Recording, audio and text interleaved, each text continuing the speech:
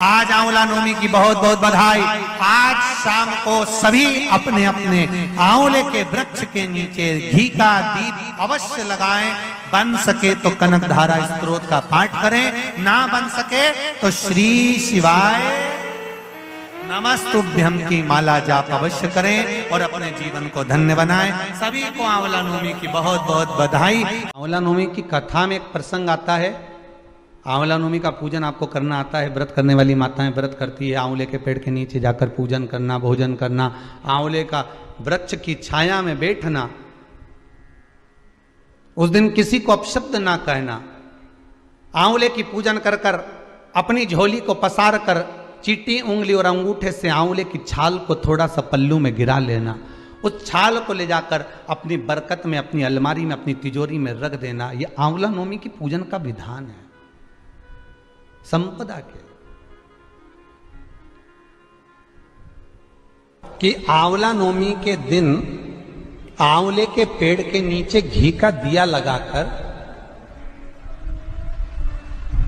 मध्याह्न से पहले, दोपहर के 12 बजे से पहले आंवले के पेड़ के नीचे आंवला नवमी के दिन कार्तिक के महीने में स्कंद पुराण कहती है, जो घी का दिया लगाकर पूजन कर कर अपना पल्लू पसार कर आंवले के वृक्ष की डाली में से उस पे लगी हुई थोड़ी सी छाल को अपनी अंगूठे और चीटी उंगली से अपने पल्लू में गिराकर ले जाकर लाल कपड़े में हल्दी के साथ अपनी तिजोरी में, अलमारी में रख लेता है। उसके घर में कभी बरकत की कमी नहीं होती, उसके घर में कभी संपदा की कमी नहीं होती, उसके घर में धन, वैभव, सत्ता बढ़ती है। आंवला नवमी के दिन शाम के समय पर आंवले के वृक्ष के नीचे घी का दिया लगाकर कनक धारा स्तोत्र का पाठ अवश्य करें। नहीं आता हो तो मोबाइल पे उसको सुने, पर एक बार आंवला नवमी के दिन आंवले के वृक्ष के नीचे कनक धारा स्तोत्र का पाठ चाहे संस्कृत में चाहे हिंदी में करना चाहिए। उससे साल भर लक्ष्मी की कमी नहीं आती और आनंद का अनुभव होता है। व्यक्ति को रोग सताता ही रहता है, सताता ही रहता है, बीमारी आती रहती है, जा ही नहीं रही होती है, तो उसको कुछ नहीं करना चाहिए। आंवले के वृक्ष के नीचे आंवला नवमी के दिन दूध चढ़ा देना चाहिए, फिर बीमारी दूर हट जाती है, व्यक्ति बीमार ही नहीं पड़ता। जिसको निमोनिया हो, श्वास की बीमारी हो, दमे की बीमारी हो, किडनी और लीवर से जुड़ी हुई बीमारी हो, उसके लिए सबसे अच्छी चीज है महाराज। चलने में हापड़ी भरा जाए, चलने में दम भरा जाए, तो आप आंवले के वृक्ष के नीचे दूध चढ़ाओ आंवला नवमी के दिन, काया ठीक होती है। तो इसलिए आंवला नवमी का उद्यापन करने वाली माताएं जब आंवला नवमी के व्रत का उद्यापन करती है तो आंवले के वृक्ष के नीचे ही ब्राह्मण ब्राह्मणी का भोजन कराया जाता है, घर के अंदर नहीं। घर के अंदर भोजन नहीं कराते।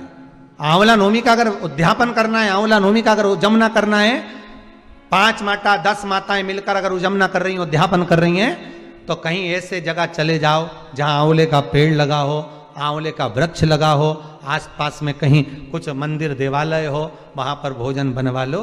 वहीं पर आंवले के वृक्ष के आसपास में ही कहीं वहीं पर ब्राह्मण ब्राह्मणी का भोजन कराकर, चांदी का आंवला बनवाकर, चांदी का नहीं हो तो असली का जो आंवला होता है उसका दान दे देना चाहिए, पर करना चाहिए।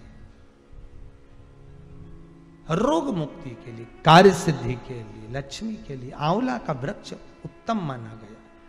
फिर आगे जो वर्णन किया है शिव महापुराण के अंतर्गत, व्रत शिव पुराण का जो व्याख्यान वर्णन श्रवण कर रहे हैं, वो भगवान से अगर मांगना, सर्व जगत के सुख के लिए मांगो, सबके लिए।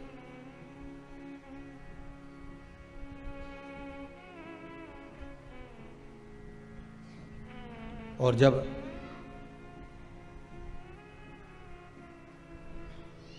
सर्व जगत के हित के लिए मांगोगे तो जीवन का सुख मिलेगा।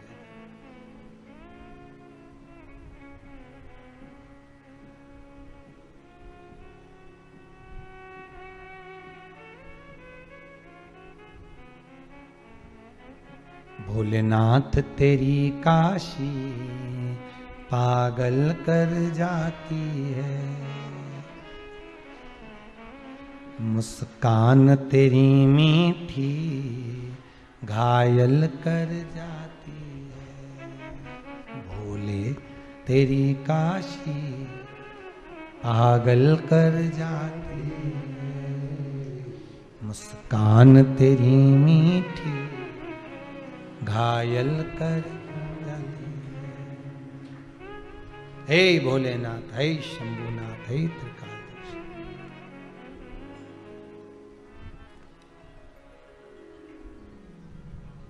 तेरी कृपा कुछ ऐसी है, तेरी दया कुछ ऐसी है। शंकर भोलेनाथ ओघड़दानी की कथा कर रही है। व्रत कार्तिक महत्तम कहता है, कार्तिक के महीने में सबसे बड़ा अगर व्रत का कोई नियम है तो केवल एक नियम सबसे बड़ा है, सुबह ब्रह्म मुहूर्त स्नान करना, और दूसरा दीप लगाना, दिया प्रज्वलित करना, दीपक लगाना।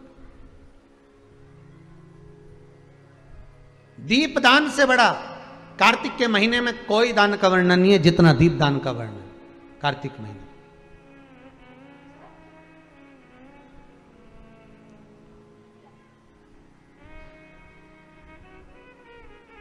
कार्तिक महात्म में एक सुंदर चरित्र आया हुआ है, आप लोगों ने श्रवण किया होगा।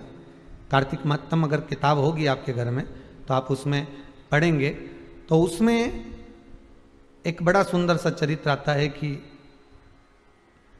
एक बार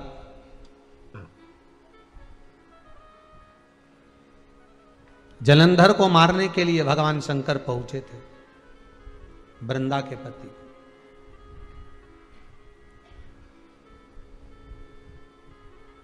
और जलंधर को मारने के लिए उधर शंकर भगवान को भेजा गया कि जलंधर को आपको मारना है। शिव जी ने कहा ठीक है, पर इसकी वृंदा जो पत्नी है इसका सातित्व डिगेगा तब तो जलंधर मरेगा। वृंदा का सातित्व डिगाए तो क्या हुआ, उधर तो शंकर भगवान और जलंधर का युद्ध हो रहा था, इधर जो वृंदा सो रही थी इसको स्वप्न आ गया। और स्वप्न में क्या देखा वृंदा ने कि मेरे पति के शरीर पर तेल मला हुआ है बहुत सारा, मेरे पति के शरीर पर बहुत सारा तेल लगा हुआ है और वो भैंसे पर बैठकर जा रहा है। शिव पुराण कहती है जिसको शरीर पर तेल लगा हुआ दिख जाए तो समझ लेना सीताराम। अगर सपने में कोई तेल लगा हुआ दिखे ना तो समझ लो कि वो सीताराम होने वाला। भैंसे पे जाता हुआ नजर आए तो समझ लो ये बुरे सपने, ये कोई श्रेष्ठ सपने नहीं है। लोहे का मुकुट पहना हुआ दिखे समझ लो बुरा सपना।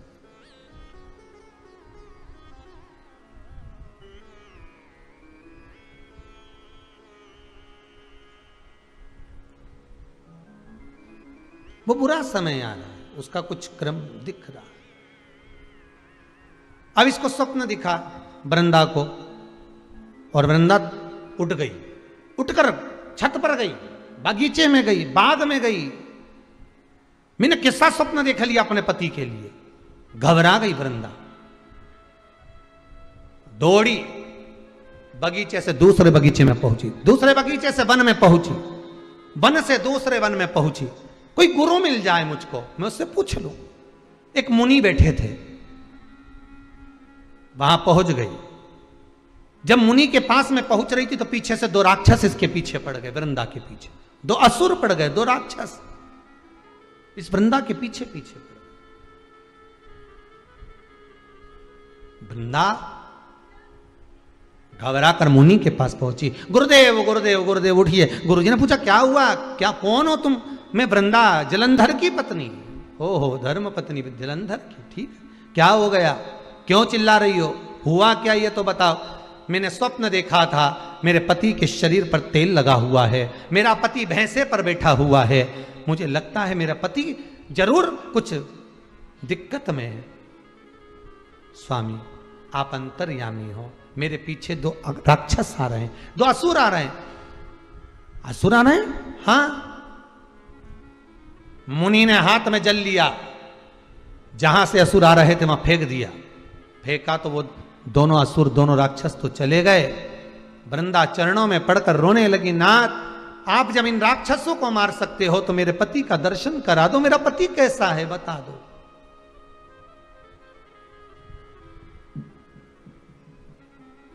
मुनि ने कहा तुम्हारा पति मर चुका है, वृंदा देवी तुम्हारा पति मर चुका है, उसके प्राण छूट चुके हैं। अगर मेरा पति मर गया है तो उसका शीश का दर्शन कराओ मुझे, आप मुनि हो। मुनि ने हाथ में जल लेकर छोड़ा, दो बंदर आ गए।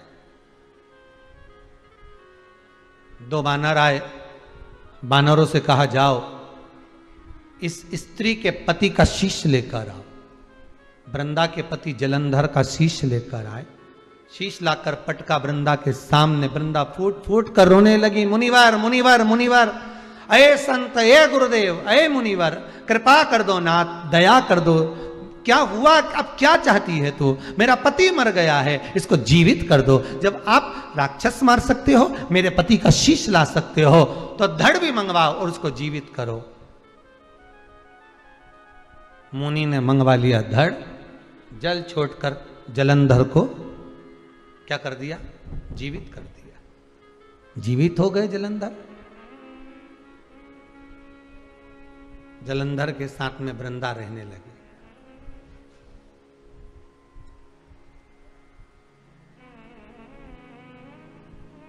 पांच दिन तक वृंदा अपने घर नहीं गई, जलंधर के साथ वन में ही रह रही है। भगवान शिव ने भगवान विष्णु से कहा था इसका सात्वित्व बड़ा प्रबल है, सात्वित्व डिगेगा तब जलंधर मरेगा। और वृंदा 5 दिन से जलंधर के साथ में रह रही। सात्वित्व डिग गया, जलंधर को शिवजी ने मार दिया। कटा हुआ शीश वन में आकर गिरा उस वृंदा के सामने। रो पड़ी, ये क्या है?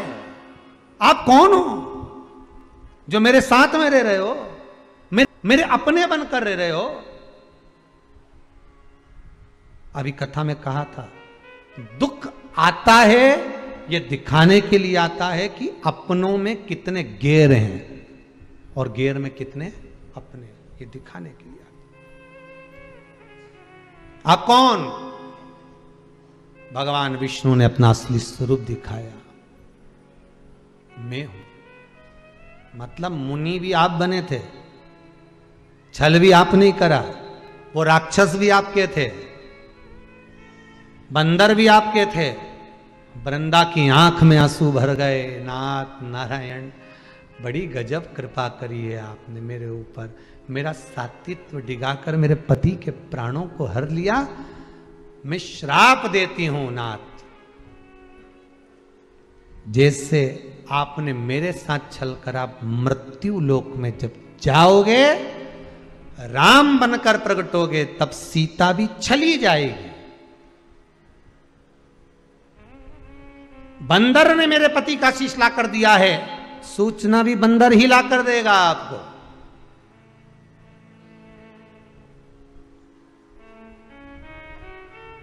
पत्थर के हो गए आप, शालिग्राम जी बन गए। कार्तिक महत्तम की कथा कहती है, शालिग्राम भगवान के सामने, तुलसी जी के क्यारे के सामने, शिव मंदिर के सामने, नारायण मंदिर के सामने, रामकृष्ण मंदिर के सामने, नदी, तालाब, सरोवर, कुंड, बावड़ी, कुआं के पास में, तीर्थ में, कार्तिक महीने में जब दीप का दान किया जाता है, दिया जलाया जाता है, तो व्यक्ति कितना भी पाप कर्म करा होता है, सारे पाप से मुक्त होकर भगवान के धाम की ओर अग्रण्य हो जाता है। कार्तिक का व्रत कैसे करना चाहिए? तो शास्त्र कहता है चाहे आप फलहार से करो, चाहे आप भोजन से करो, जो आपकी चित्तवृत्ति, आपका शरीर बन जाए उसके अनुसार करना है। पर सबसे प्रबल नियम है आपका दीप का दान, सबसे प्रबल।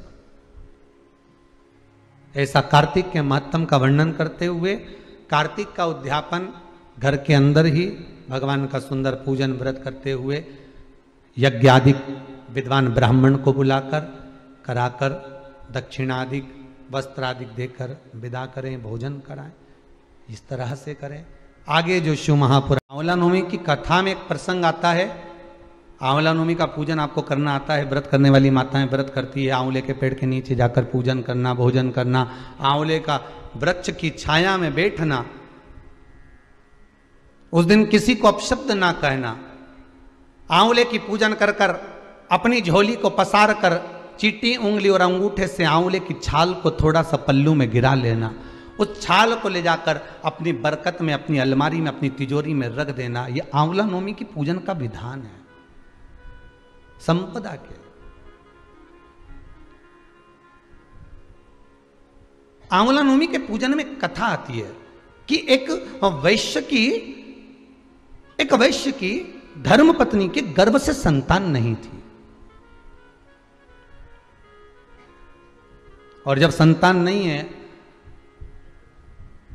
उसका मन बड़ा दुखी था। वैश्य जो था, बनिया जो था, वो भगवान की भक्ति में डूबा रहता था। उसको दुख, पत्नी जब बोलती थी ना कि अपने औलाद नहीं है, मैं निसंतान हूं, मेरे यहां संतान नहीं है, पति समझा देता था भगवान ने देना होगा देगा, भगवान पर भरोसा रख, विश्वास रख। जब वो यशोदा मैया की गोद में 60 साल की आयु में नंद बाबा की यहाँ संतान दे सकता है, दशरथ बाबा की आयु 60 साल की थी जब राम जी आ सकते हैं, कदम ऋषि की आयु 60 वर्ष की थी तो कपिल देव महाराज आ सकते हैं, तो तेरी आयु कितनी है? अभी तो तू 30 साल, 35 साल, 32 साल, 25 साल, विवाह के 2 साल 4 साल हुए, उतने में घबरा गए। शंकर पर विश्वास तो करो। विश्वास किया ही नहीं और सीधे डॉक्टर साहब के पास पहुंच गए। डॉक्टर साहब, हमारे यहां संतान नहीं है, हमारे यहां संतान नहीं। जैसा तुमने डॉक्टर साहब के पास जाकर कहा विश्वास रख करो, कहां का डॉक्टर के पास जाना? वो डॉक्टर बहुत अच्छा है, मेरी जीजी ने भी बोला था कि उसको एक बार दिखाया। विश्वास रखकर तुम जीजी के शब्द पर विश्वास रखकर डॉक्टर तक पहुंच गए। डॉक्टर ने जो कहा तुमने करा, तो एक विश्वास शंकर पर भी तो करो कि मैं शिव के पास जाकर कहूंगा, मैं शंकर से निवेदन करूंगा। मैंने शिव महापुराण में सुना है कि जब नारी का गर्भ नहीं ठहरता तो सफेद आंकड़े की जड़, जो आंकड़े का फूल शिव जी को चढ़ता है सफेद, उसी आंकड़े की जड़, सफेद आंकड़े की जड़, आंख की जड़ को शंकर के शिवलिंग पर से 21 बार तुम्बरुका जी का नाम लेकर घुमाकर मंदिर में ही स्त्री रजस्वला धर्म के 7वें दिन मंदिर में ही कमर पर बांध ले और एक पीपल का पत्ता शिव जी को चढ़ाकर प्रतिदिन गाय के दूध में उकाल कर पति पत्नी रोज उस दूध का पान कर कर पी कर सोए, क्यों ना संतान देगा। उसका विश्वास जितना डॉक्टर पर करा उतना विश्वास शंकर पे भी तो करो, शिव पर भी तो करो।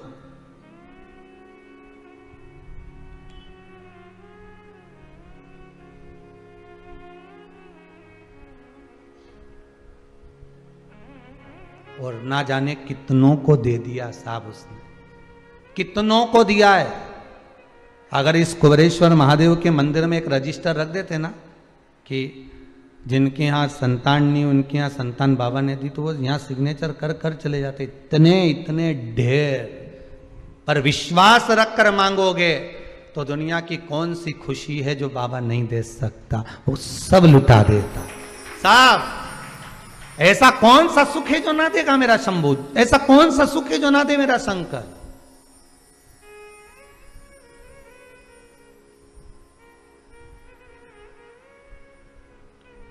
सब दिया। बस बाबा कहते हैं मुझे हृदय देना, दिल देना, और वो देकर तू मुझे जो मांगेगा मैं तुझे दे दूंगा, जो मांगेगा। बस तूने जो मांगा मैंने दिया महाराज, मैंने तुझे प्रदान किया। वो कहते ना, एक और मुसीबत ले बैठे।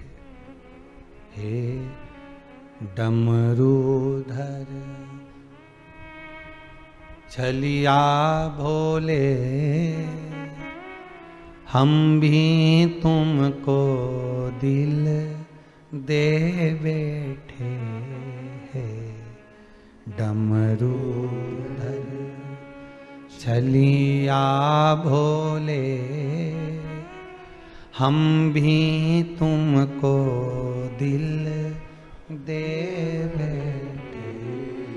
गम पहले से ही कम तो न थे, इतनी मुसीबत तो पहले से पड़ी हुई थी, पहले से तो इतना दुख था, पहले से तो इतनी तकलीफ थी, ऊपर से और ये शिव महापुराण की कथा 2 बजे से 5 बजे तक नीच सुनो तो बेचैनी हो, दिल नहीं माने, मन नहीं माने। गम पहले से ही कम तो न थे, और एक मुसीबत ले बैठे। डमरूधर छलिया भोले, हम भी तुमको दिल दे। बस ये मन ही दिया है, ये दिल ही दिया है।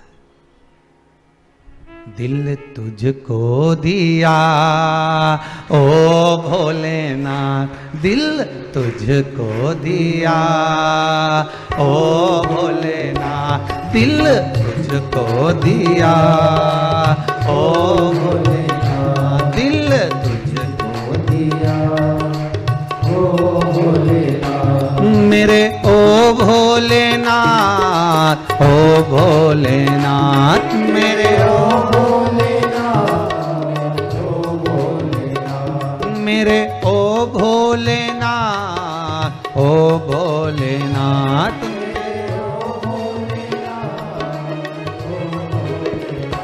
दिल तुझको दिया ओ भोलेनाथ, दिल तुझको दिया ओ भोलेनाथ। ये क्या कर दिया ओ भोलेनाथ, ये क्या कर दिया ओ भोलेनाथ।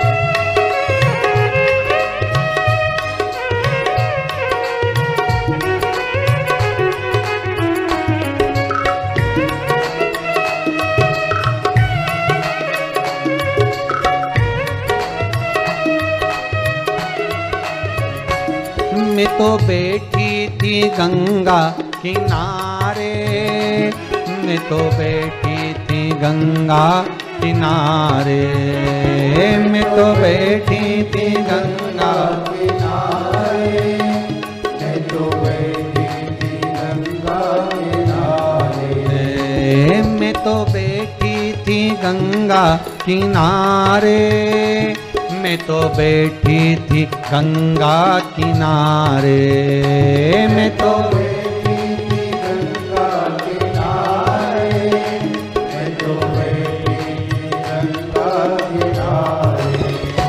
आके दर्शन दिया ओ भोलेनाथ, आके दर्शन दिया ओ भोलेनाथ, दिल तुझको दिया ओ भोलेनाथ, दिल तुझको दिया ओ भोलेनाथ। ये क्या कर दिया ओ भोलेनाथ, ये क्या कर दिया ओ भोलेनाथ।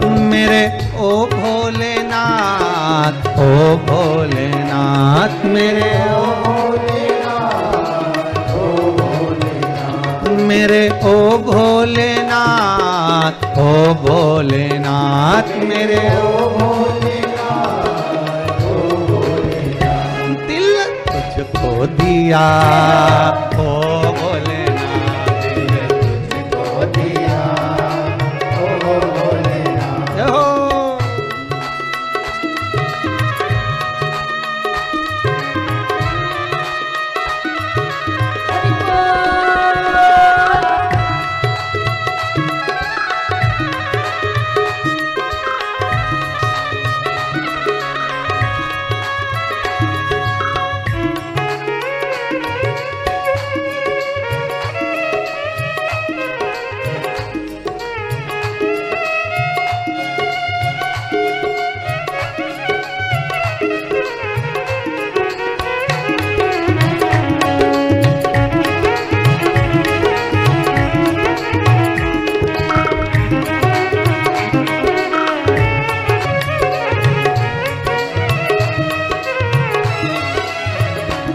तेरे चरणों में ध्यान लगाया, तेरे चरणों में ध्यान लगाया, तेरे चरणों में ध्यान लगाया, तेरे चरणों में ध्यान लगाया, तेरे चरणों में ध्यान लगाया, तेरे चरणों में ध्यान लगाया, तेरे चरणों में ध्यान लगाया, तेरे चरणों में ध्यान लगाया, मुझे अपना लिया ओ भोलेनाथ, मुझे अपना लिया ओ भोलेनाथ, मुझे अपना लिया ओ भोलेनाथ, मुझे अपना लिया ओ भोलेनाथ, दिल तुझको दिया ओ भोलेनाथ, दिल तुझको दिया ओ भोलेनाथ, मेरे ओ भोलेनाथ ओ भोलेनाथ, मेरे ओ भोलेनाथ ओ भोलेनाथ, मेरे ओ भोलेनाथ ओ भोलेनाथ, मेरे ओ भोलेनाथ ओ भोलेनाथ, दिल तुझको दिया ओ भोलेनाथ, दिल तुझको दिया ओ भोलेनाथ, ये क्या कर दिया ओ भोलेनाथ, ये क्या कर दिया ओ भोलेनाथ, ये क्या कर दिया ओ भोलेनाथ, ये क्या कर दिया ओ भोलेनाथ, ये क्या कर दिया ओ भोलेनाथ, ये क्या कर दिया ओ भोलेनाथ। हृदय दे दो उसको, दिल परमात्मा को दो।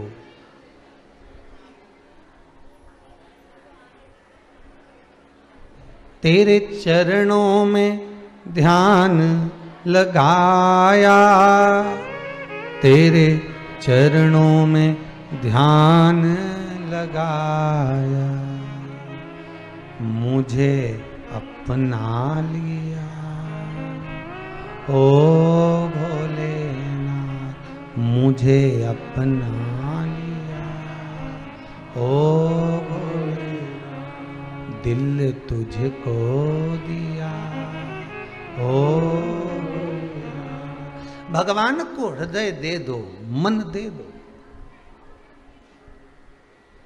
जिस पानी का पात्र लेकर जाते हो, पूजा की थाली लेकर जाते हो, ऐसे विश्वास लेकर भगवान के पास जाओ। और बनिया वैश्य जिसकी धर्म पत्नी को संतान नहीं है, वो भगवान की भक्ति में डूबा हुआ है, भगवान के भजन में डूबा हुआ है, हृदय चित्त में डूबा हुआ है। और वो अपनी पत्नी को समझा रहा है, पत्नी से कह रहा है नहीं दिया ना भगवान ने संतान, कोई बात नहीं, काहे को टेंशन लेना, काहे को चिंता करना, क्यों कहना है कि झोली मेरी तंग है, तेरे यहाँ कमी नहीं। बाबा, हो सकता है कि मेरे कर्म की झोली थोड़ी सी तंग हो, मेरे कर्म की झोली हो सकता है थोड़ी तंग हो, पर तेरे यहां कोई कमी नहीं है, मैं जानता हूं।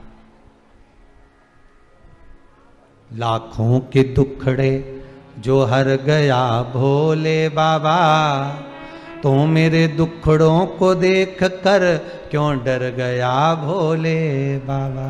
अगर सारे दुनिया के दुखड़े तूने हरे हैं, सबको लाभ मिला है, सबको फल मिला है, सबको कुछ ना कुछ दिया है, तो मैंने कौन सा ऐसा पाप किया? जन्म तूने दिया, मृत्यु तू देगा, पालन तू करेगा, पेट तू भरेगा। मैंने शिव पुराण में सुना है सब कुछ तू करता है, तो दुखड़े भी तू ही हरेगा, और कौन हरने वाला है?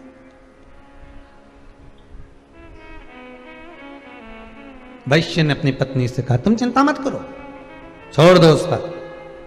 अब पत्नी गई किसी जगह पर, वही बीच वाले, पत्नी गई किसी के यहां और जाकर पूछी आई कि साहब संतान नहीं हो रही है, उसके लिए क्या करना चाहिए? तो कहीं के ने कह दिया,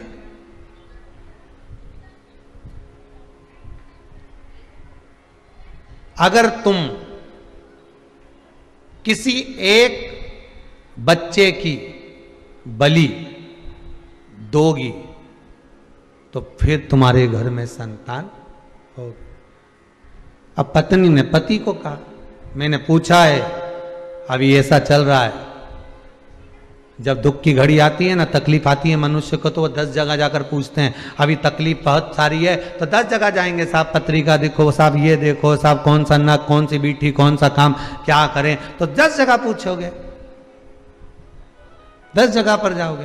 पत्नी भी गई वैश्य की, 10 जगह पर जाकर पूछा, 2-4 जगह कह दिया कि बलि चढ़ाओ, बच्चे की बलि दो, तब तुम्हारा गोद भरेगी, तब तुम्हारे यहाँ संतान होगी। उसने पति से कहा, पति ने कहा, ऐसा कोई होता है कि दूसरे की बलि दो ने अपने संतान, और दूसरे के बच्चे को मारकर अपने यहाँ बच्चे लेने से मतलब क्या हुआ? छोड़ दे, तू समाप्त कर ये बात। भगवान देगा तो दे देगा, नहीं देगा तो नहीं देगा। भगवान को जो देना होगा देगा, कुछ कारण होगा, कोई तो कारण हो सकता है कि एक झोली में फूल भरे हैं, एक झोली में कांटे, और तेरे बस में कुछ भी नहीं, वो बांटने वाला बांटे। कोई कारण हो सकता है, किसी कारण से व्यक्ति को नींद नहीं आती। रिटर्न बटन, किसी कारण से व्यक्ति को नींद नहीं आती,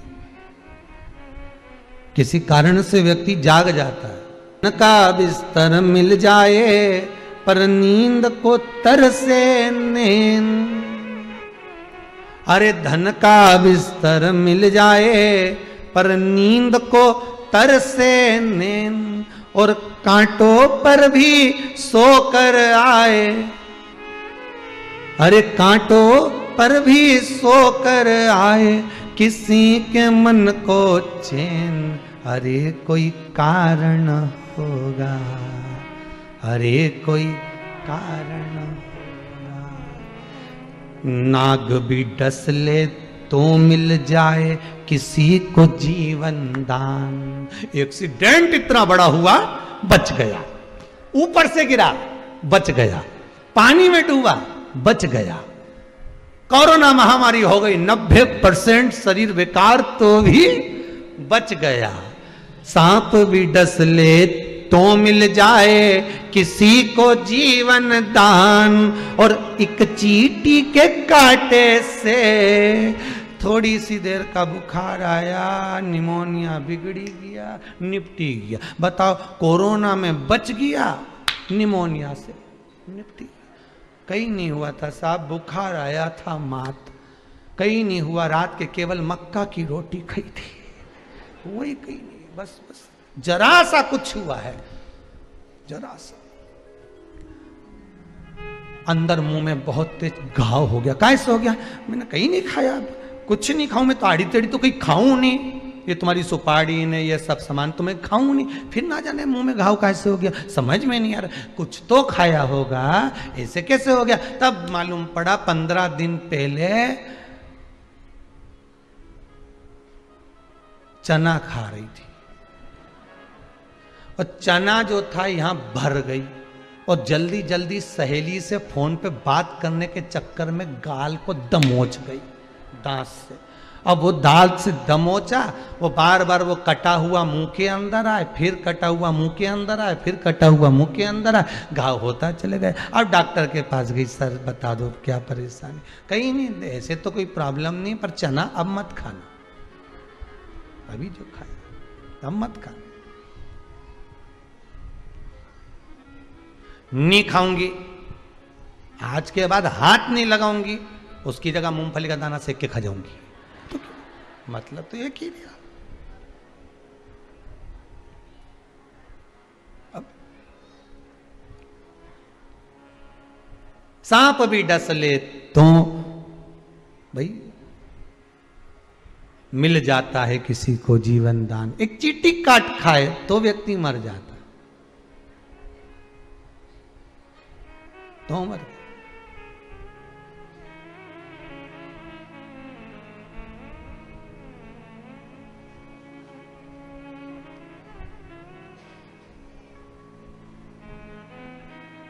एक इंदौर की घटना है, हो गए होंगे 20 साल पहले, 15-20 साल पहले की, और ज्यादा समय ना हुआ होगा, 15 साल 10-15 साल से ज्यादा नहीं हुए होंगे, 10-15 साल से। एक वहां पर इंदौर में एक बड़ा मॉल बना था सबसे पहला, वो पलासिया से वो वहां जाते हैं राजवाड़ा के लिए, तो वहाँ रोड पे एक बड़ा इधर साइड में बना था, उसको क्या कहते हैं ट्रेजर आइलैंड वगैरह क्या बोलते हैं इंदौर में, जो भी बोलता, एक बड़ा मॉल बना था, अभी भी होगा वहाँ है। तो उसके सामने की घटना, वो ध्यान दीजिएगा जरा। हो पति कहे मैं मॉल में से सामान लेकर आया, पत्नी का शरीर थोड़ा भारी था तो वो गाड़ी में बैठी रही, एसी चालू, कांच लगा हुआ। अब तो इंदौर में ये गाय बैल कुछ मिलते नहीं है, उस समय पर वो कांच के अंदर बैठी अपना बढ़िया मोबाइल चला रही, पति सामान लेने गया। अब देखिए कितनी सेफ गाड़ी के अंदर, सब बढ़िया, और मालूम पड़े 2 बैल 2 नंदी लड़ता लड़ता आया, दौड़ता दौड़ता, और एक तो गाड़ी के सामने रुक गया ने, दूसरा इधर से बड़ी का माथा सींग अंदर गया और जो गाड़ी में बैठी थी। देखिए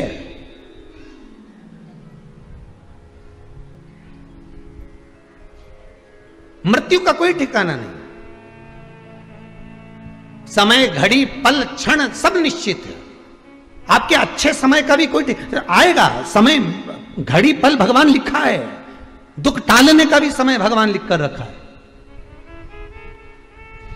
हमारे यहां सीधी सीधी भाषा में कहते हैं घोड़े के भी दिन फिर जाते हैं। घोड़ा मतलब कचरा घर, कचरे घर के भी दिन फिर जाते हैं। जहां लोग कचरा फेंकते थे वहां पे बिल्डिंग बन जाती है, कुछ सालों बाद बिल्डिंग बन गई। तो जब वो जहां कचरा फेंकते थे वहां मकान बन गया, बिल्डिंग बन गई। जिस प्लांट में तुम्हारा गंदा पानी जाता था वहां मकान बन गया, इतना जोरदार बना। तुम्हारे अड़ोस पड़ोस में देखो क्या जोरदार बन गया। तो जहां कचरा फेंकते थे, झाड़ू लगा के सारा सामान फेंक के आते थे, नहीं सारा कचरा में पड़ा रहता ना, वहां जोरदार बंगला बन सकता है। तो अपने हृदय में, अपनी चित्तवृत्ति में, अपने दिल में ये बात उतार कर रखना कि कितना भी दुनिया कचरा पटक दे और कितना भी दुख मिल जाए, एक ना एक दिन बंगला तो बन ही जाएगा, यह पक्का है। घोड़े के भी दिन फेर देता है वो देव अधिदेव महादेव। दुनिया कचरा फेंक रही है, उस प्लांट का भी दिन फिर जाता है, बंगला बन जाता है, उसकी भी कीमत बढ़ जाती है एक दिन। तो उसने तुम्हें पैदा करा है, उसने जन्म तुम्हें दिया है, माता के गर्भ से तुम पैदा हुए हो, और उस परमात्मा ने तुमको जन्म दिया है। तो क्या तुम्हें ऐसे ही छोड़ देगा? दिन तो तुम्हारे भी फेरेगा रे। हो सकता है शिव महापुराण की कथा सुन सुनकर अच्छा समय आते आते भगवान कुछ कृपा कथा तत्व की ऐसी बिठा दे जिससे तुम्हारा हाथ मेरा देव अधिदेव महादेव पकड़कर खींच कर बाहर कर दे। ले अब चल, मैं तुझे छोड़कर आता हूं। कहां जाना है, कितनी सीढ़ी चढ़ना है, कितना ऊपर चढ़ना है, बस छल मत करना, बेईमानी मत करना, कपट मत करना, झूठ मत बोलना, प्रपंच मत करना। शंकर कहते हैं हाथ पकड़कर मैं छोड़कर आऊंगा और फिर निवेदन करूंगा। कुबेरेश्वर धाम की इस धरा से आप शिव पुराण की कथा सुन रहे हो। इस भूमि का प्रताप ही कुछ दूसरा है। इस भूमि से जहां से आप कथा सुन रहे हो, सारे तीर्थ गए होगे माना, सब जगह गए होगे माना, पर बाबा जब ये लॉकडाउन हटा दे, इस भूमि पर अभी शिव नहीं बैठा, पर यहाँ का जो हृदय का सुख होगा वो शंकर ही दे सकता है। आपकी कामना वही पूर्ण कर सकता है। इस भूमि पर आने के बाद छल नहीं, कपट नहीं, बेईमानी नहीं, प्रपंच नहीं और झूठ नहीं, इस भूमि से जो मिलेगा वो आपका जीवन सार्थक कर सकता है। आस्था चैनल पर कथा सुन रहे हो, इस भूमि से सुन रहे हो, आपका जीवन सार्थक हो सकता है। बस कुछ पल, कुछ घड़ी, कुछ क्षण, 3 घंटा जब कथा सुनो, चित्त वृत्ति शिव में लगा लीजिए।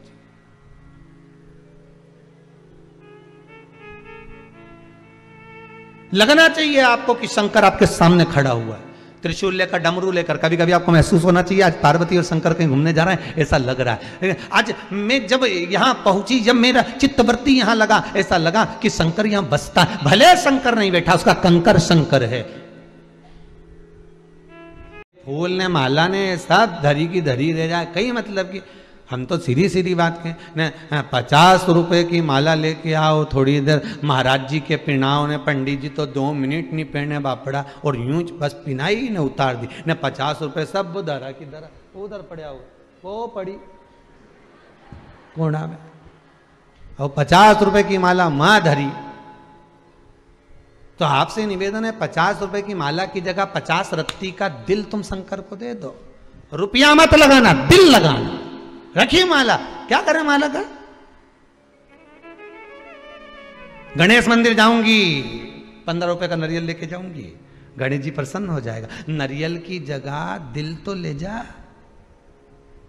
अब दिल चप्पल में छोड़ के जा रही है, नारियल लेके अंदर जा रही है। बोलो सही है कि गलत है? दिल चप्पल में छोड़ दे। तुम देखना हो, अपने काम करें, पहले तुम यहाँ रह जाओ, तुम चप्पल देख लीजिए, फिर हम दर्शन करके जाए, फिर तुम चली जाना, हम चप्पल देख लेंगे। तो नारियल काय को ले गई? बस सियोर वाला महाराज यही बुरा बोले और लोगों को लगे कि सियोर वाला महाराज बुरा बोले, तो सीधी सीधी बात है, नारियल तो लेके अंदर जा रही है और दिल चप्पल में छोड़ जा रही है। फिर भगवान से कहे कि मेरी मनोकामना पूरी नहीं हो रही, मैंने तो उल्टा सातिया बनाया। तो भगवान गणेश जी बोले सीधा कर दे, कहीं नहीं होने वाला, चप्पल में दिल छोड़ के आई थी। उल्टा सातिया बनाने की भी जरूरत नहीं थी तेरे को, तो तू अगर दिल यहां लेके आती तो नारियल नहीं भी लाती चल जाता, पर दिल तो लाती।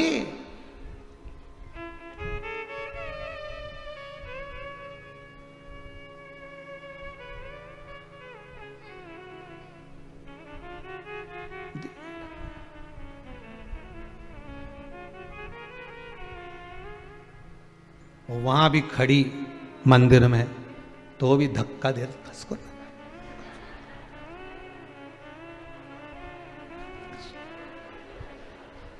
इधर हो जा, इधर देखिए,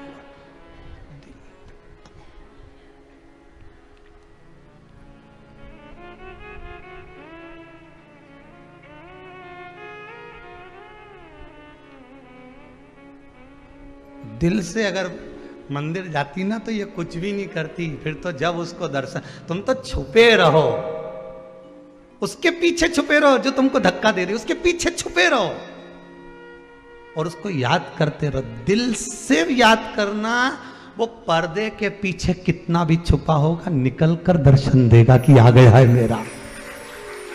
तो वो एक भजन की लाइन कि पर्दे के पीछे, क्या है वो, पर्दे में बैठे बैठे यूं न मुस्कुराइए,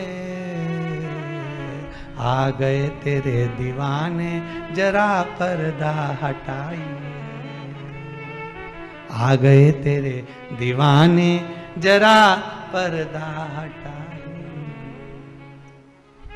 पर्दा नहीं कबूल हमें, ऐसे ही है कुछ, जाने दो।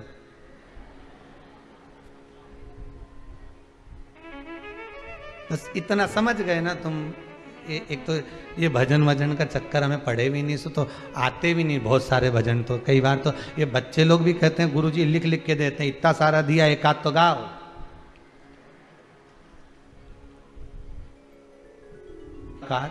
जरूर जितना तुम तड़फोगे परमात्मा से मिलने के लिए, उतना वो भी तड़फेगा अपना कैलाश छोड़ने के लिए। आएगा तुम्हारे सामने आ जाएगा कि मेरे लिए आया, पर तुम उसके लिए जाना हो।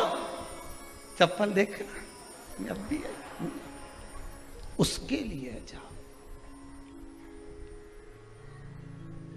भगवान कहते हैं ना, मंदिर को छोड़ चलाऊंगा कोई दिल से पुकारे, काशी को छोड़ चलाऊंगा कोई दिल से ओ दिल से पुकारे कोई मन से, उज्जैनी को छोड़ चला कोई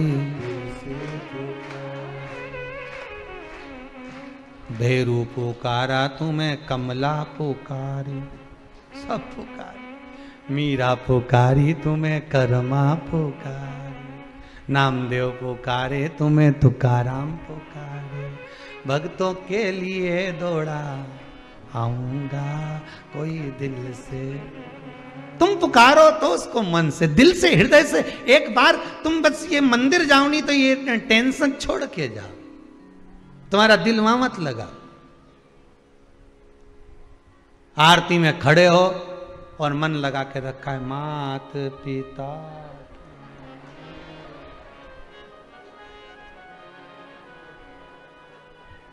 और इतने में देख लिया गई तो आरती में कह रही शरण गऊ में किसकी, अब अपनी तो चली गई, अब किसकी ले जाओ। भगवान भी कह रहे आरती में खड़ी है, माता जी की आरती उतर रही ने, भगवान की आरती उतर रही, अब यहां ध्यान करे कि वहां ध्यान करे।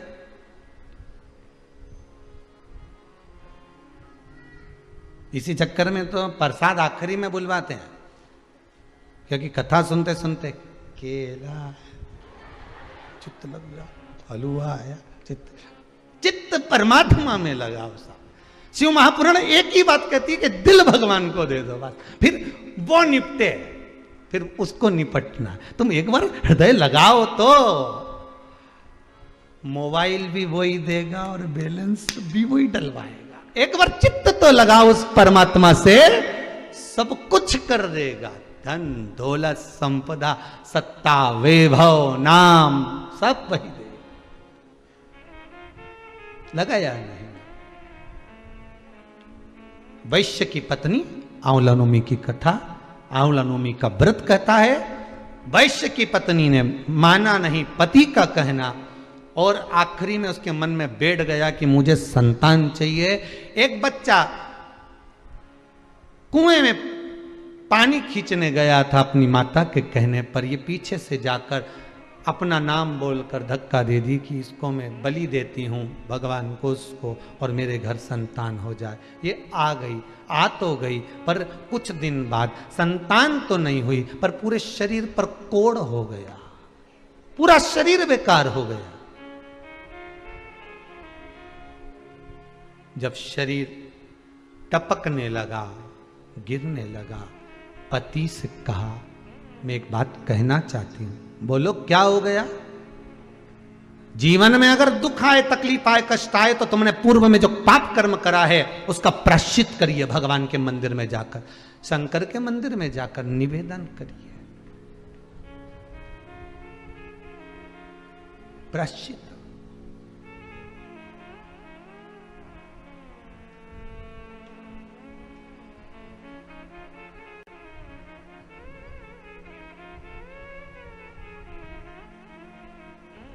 अब पति ने पूछा वैश्य ने, क्या बात है, क्या हुआ, क्या ये तो बताओ, क्या हुआ, हो क्या गया है, बोलिए क्या हुआ है। बात इतनी सी है, आपने तो मना करा था पर मैंने एक बच्चे की बलि दे दी थी, इसलिए मेरे शरीर में ये रोग हो गया, मुझे ऐसा लगता है, मुझे ऐसा महसूस हो रहा है।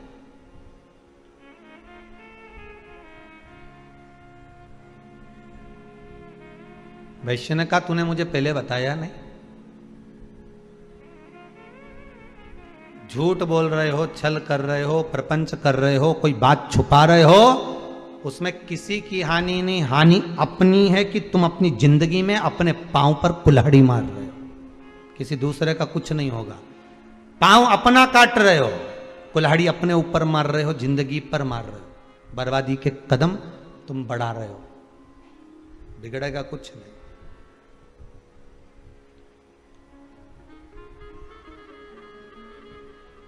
तूने अब बताया मुझे, पहले बताना था ना। जब व्यक्ति को दुख आता है ना तब कहता मैंने छुपाया था, मैंने झूठ बोला था, मैंने वो छल करा था, मैंने छुपा कर बैठा था, तब कहता है जब दुख आता है तब।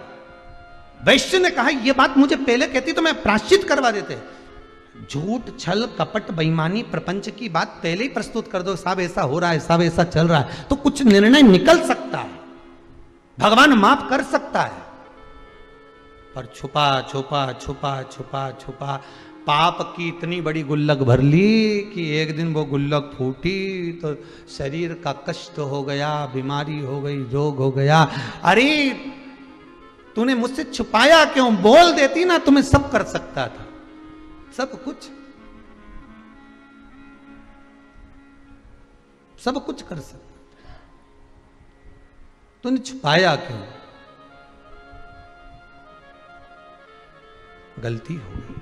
इसका प्रायश्चित तो कोई संत सदगुरु ही बता सकता है। गई अकेली चली गई गंगा के घाट पर, गंगा मैया के तट पर बैठ गई और तट पर बैठकर गंगा जी का स्मरण करने लगी, मां मैं पापी हूं, मेरा पाप धो दे दो। अपने पुत्र की कामना के लिए मैंने किसी की बलि दे दी। बहुत ध्यान देना महाराज, अपने सुख के लिए दूसरे का बुरा कभी मत सोचो।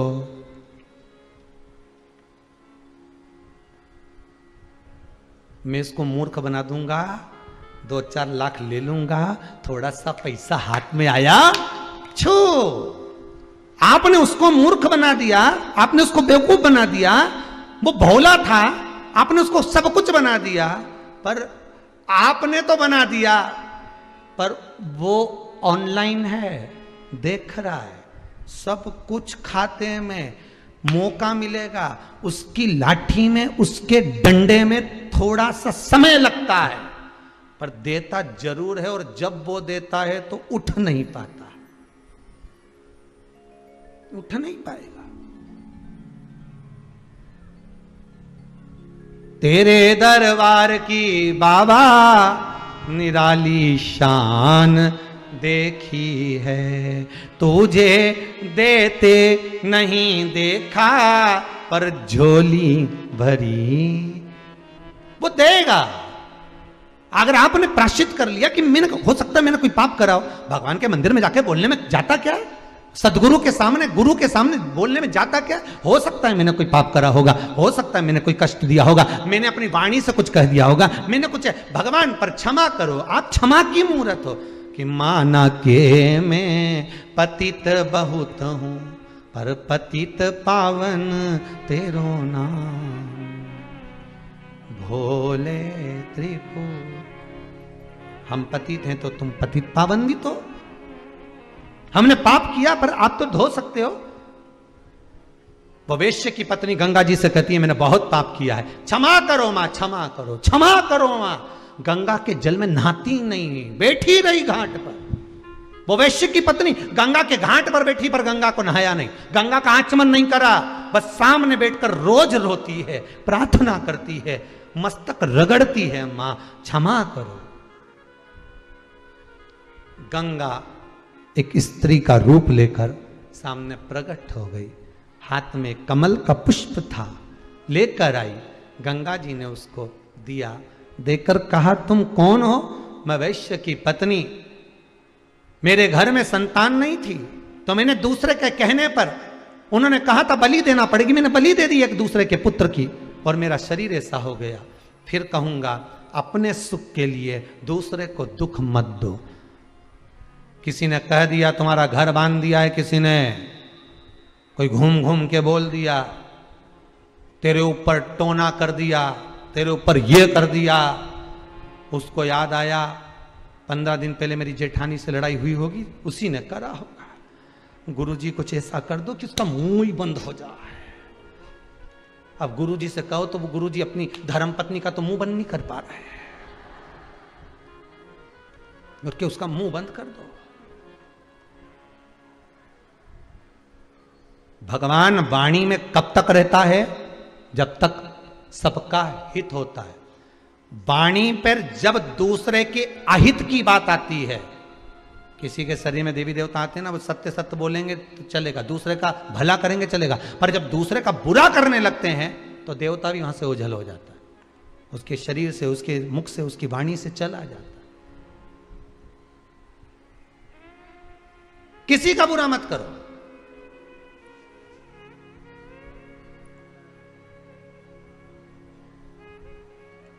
वो एक कथा है ना, शंकर जी के मंदिर में चोरी करने गया ना, उसको एक घंटा मिल गया, और घंटा लेकर आया, और भगवान ने कहा तू जितना मांगेगा इससे दुगना तेरे पड़ोसी के यहां जाएगा। तो उसने घंटे को उठाकर तिजोरी में रख दिया, मांगा ही नहीं, क्योंकि मैं मांगू और पड़ोसी का भला हो तो मैं काय को मांगू। भूखा मरने लगा तब पत्नी ने कहा घंटा देवता के निकाल लो, 2 अगरबत्ती लगाओ, मांग लो। उन्होंने घंटा देवता के निकाल के 2 अगरबत्ती लगाकर कहा प्रैक्टिकल करके देखो, हमारे घर में 2 तरह का भोजन आ जाए, पड़ोसी के यहाँ 4 तरह का रखा था। इसने कहा बिल्कुल मत मांगना, वहां ज्यादा जारिया है। पत्नी बोली तुम्हारे ऐसे रहने से तो भूखे मर जाऊंगी, तुम चिंता मत करो, आज मैं मांगती हूं। घंटा देवता हमारे घर में एक कुआं खुद जाए, पड़ोसी के घर में 2 खुद गए बेचारे के घर। हे घंटा देवता हम दोनों पति पत्नी की एक एक निपट जाए। अब इनकी तो एक गई, बापड़ा उनकी 2 ही चली गई, और कुआं में डूब भी गए। क्यों बुरा चाहें हम किसी के लिए? भगवान से प्रार्थना करो, अगर देना है परमात्मा हमारी किस्मत में जितना लिखा है, हमारे भाग्य में जितना लगा है, जितना मेरी किस्मत में और भाग्य में लिखा है उतना मेरा अपना देना, मुझे दूसरे का नहीं चाहिए, मेरे भाग्य का देना।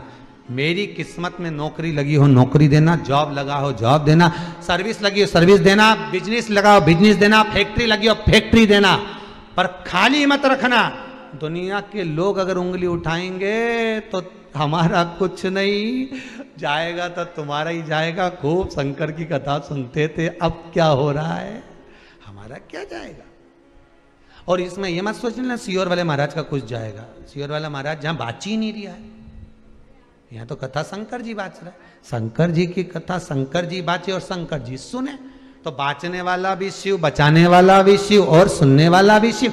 तो शंकर जी ये विचार कर लेना हमारा कुछ नहीं बिगड़ने वाला है, बोल लेना जो बिगड़ेगा तुम्हारा ही बिगड़ेगा, तुम साधो।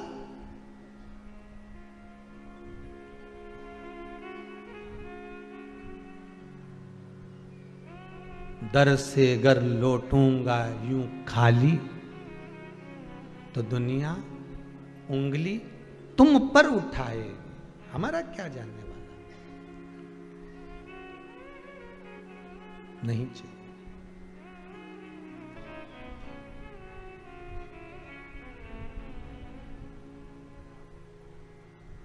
बस तेरी दया चाहिए। तूने गलती कर दी, गंगा जी बोली तुमने गलती करी है, तुम माना तुम क्षमा मांग रही, पर गलती करी है तुमने, मां अब तो क्षमा कर दो।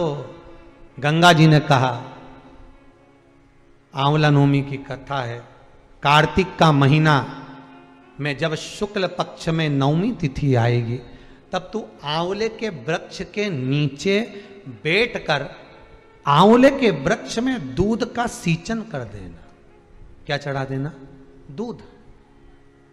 जिस व्यक्ति को रोग सताता ही रहता है, सताता ही रहता है, बीमारी आती रहती है, जा ही नहीं रही होती है, तो उसको कुछ नहीं करना चाहिए, आंवले के वृक्ष के नीचे आंवला नवमी के दिन दूध चढ़ा देना चाहिए। फिर बीमारी दूर हट जाती है, व्यक्ति बीमार ही नहीं पड़ता। जिसको निमोनिया हो, श्वास की बीमारी हो, दमे की बीमारी हो, किडनी और लीवर से जुड़ी हुई बीमारी हो, उसके लिए सबसे अच्छी चीज है महाराज।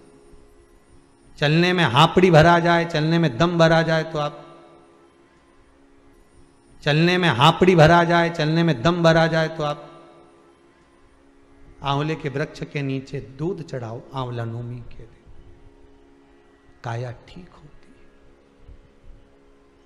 तो जा, तू ये कर लेना। आंवले के वृक्ष के नीचे बैठकर जब तू आंवले पर दूध चढ़ाकर पूजन करेगी और उसी आंवला के वृक्ष के नीचे बैठकर जब तू अन्न का भाग ग्रहण करेगी, तब तेरा मुख में निवाला जाते ही वो औषधि का काम करेगा और तेरे शरीर की काया ठीक हो जाएगी।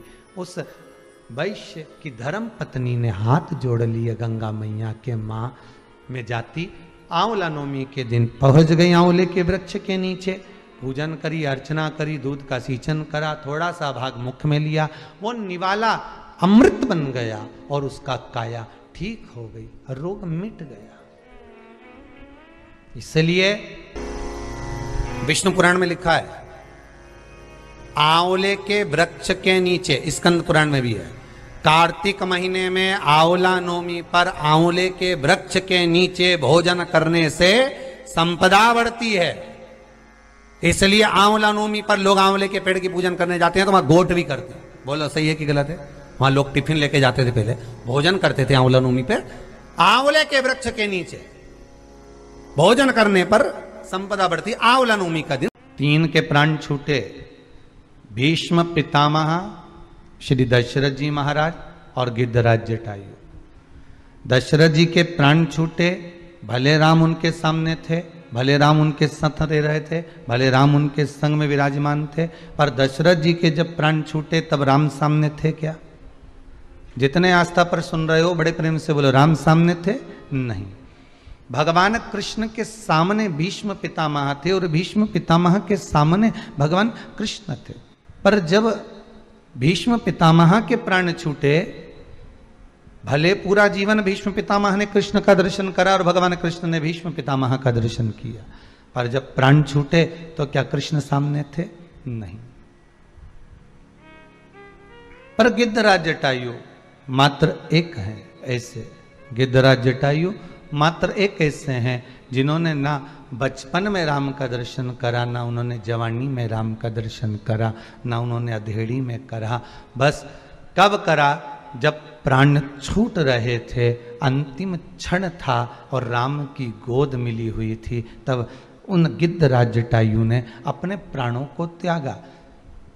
शास्त्र कहता है बचपन गया जाने दो, जवानी गई जाने दो, अधेड़ी गई जाने दो, बुढ़ापा गया तो ये संवर नहीं पाएगा जीवन। बचपन जवानी अधेड़ी तक तो ठीक है, पर बुढ़ापा मत बिगड़ने देना। गिद्धराज जटायु ने अपनी जैसा था निकल गया, जीवन भर मांस खाया अपनी जगह पर था, पर बुढ़ापा अंतिम बिंदु, अंतिम क्षण, अंतिम पल उन्हें सुधार ली।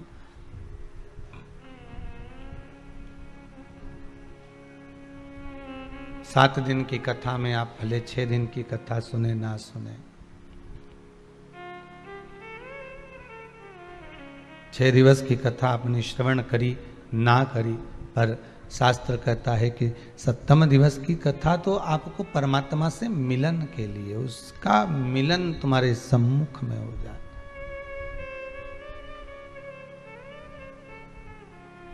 एक मोबाइल बेकार हो जाता है तो उसका फंक्शन दबा दबा कर देखते हो, घबरा जाते हो, क्या हो गया इसमें, बार बार बंद हो रहा है, बार बार चालू हो रहा है, चल ही नहीं रहा ये तो मैं देखो कितनी देर से इसको सही कर रही हूँ, कितना प्रयास करा, कितना प्रयास करा, आखिरी में जब नहीं सुधरा तब उसको घर वालों को भी दिखाया, तब नहीं सुधरा तब उसको दुकान पर ले गए। दुकान वाले ने कहा इसको कंपनी में भेजना पड़ेगा, कंपनी से सुधर कर आएगा, 5 दिन 7 दिन लगेंगे, कंपनी से सुधर कर आएगा तो 7 दिन तो लगेगा। बस यही मोबाइल का ही जीवन हमारा है, ये कभी कभी बंद हो जाता है, बिगड़ जाता है, सुधरता ही नहीं है। इसको बहुत प्रयास कर रहा, बहुत प्रयास करा, सीए के लिए एग्जाम बार बार दिए, नौकरी के लिए अप्लाई बार बार करा, धंधे व्यापार बार बार करे, बार बार अपन उसको सही करने का प्रयास कर रहे हैं पर सुधर ही नहीं रहा, बार बार बीमार हो रहे हैं पर सुधर ही नहीं रहा, बार बार कितना इस मोबाइल को सुधारने का प्रयास करा पर सुधरा नहीं है। आखिरी में जब नहीं सुधरा तो परिवार वालों से अर्थात किसी सदगुरु के पास ले गए। सदगुरु ने कहा एक काम करो, इसे मंदिर तक भेज दो, तीर्थ तक भेज दो। उसको गंगा के घाट तक पहुंचा दिया, दुकान तक पहुंचा दिया। वहां जाकर भी जब ये नहीं संवर पाया तो कहा अब इसको परमात्मा की चौखट तक भेजना जरूरी है, तब जाकर ये सुधर पाता है। 7 दिन मोबाइल को सुधरने में लगते हैं तो 7 दिन की शिव महापुराण भी अच्छे अच्छे मोबाइल को संवार देती है, ये भी सुधारने का काम कर देती है,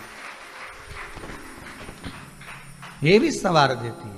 बस उसको संवारा जाए, उसको थोड़ा सा संवारने का प्रयास किया जाए।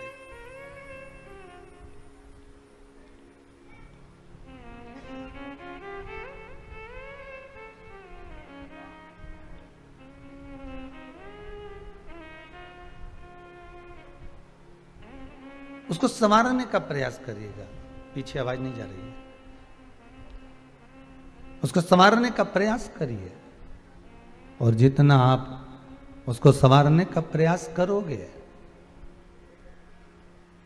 उतना परमात्मा आपके करीब में आता चले जाए, परमात्मा आपके नजदीक आता चले जाएगा।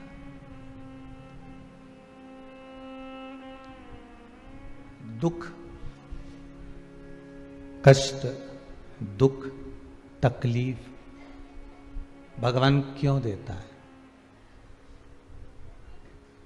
भगवान किस लिए प्रदान करता है? भगवान आखिर दुख क्यों देता है? भगवान आखिर कष्ट क्यों देता है? भगवान आखिर तकलीफ क्यों देता है? किस लिए प्रदान करता है? बहुत अच्छा चलते चलते बहुत खूब वैभव, संपदा, धन, दौलत, सत्ता सब कुछ भगवान ने दिया, सारा सुख परमात्मा ने दिया, फिर आखिर बीच बीच में ये बुरा वक्त भगवान क्यों डाल देता है?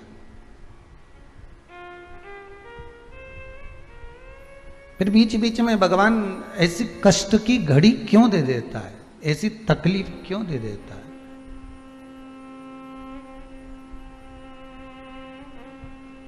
कारण क्या?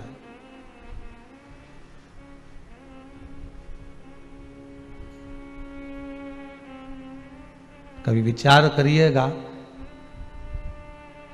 जीवन बहुत अच्छा चल रहा है, गाड़ी बहुत अच्छी चल रही है, पर बीच बीच में ये खड्डे क्यों आ जाते हैं? ये स्पीड ब्रेकर क्यों आ जाते हैं? सुख का जीवन चल रहा था, कितने साल, 10 साल, 12 साल, 15 साल, 20 साल, 25 साल, 30 साल। अरे गुरुजी, हमारा इतना जोरदार समय निकला, एकदम शानदार, गोल्डन, और अभी कर्जे में लदालूम हो गए गुरुदेव, कुछ भी नहीं है। मकान बैंक में पड़ा हुआ है, फैक्ट्री चल नहीं रही है, दुकानें जो थी बच्चों की जो डलवाए थे, शोरूम वगैरह, वो भी सब नष्ट हो गए हैं।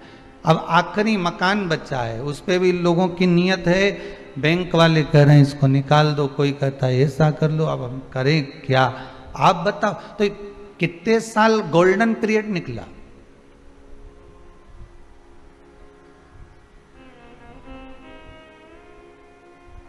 दस साल, 15 साल, 20 साल, 25 साल, 30 साल, कितने साल निकला?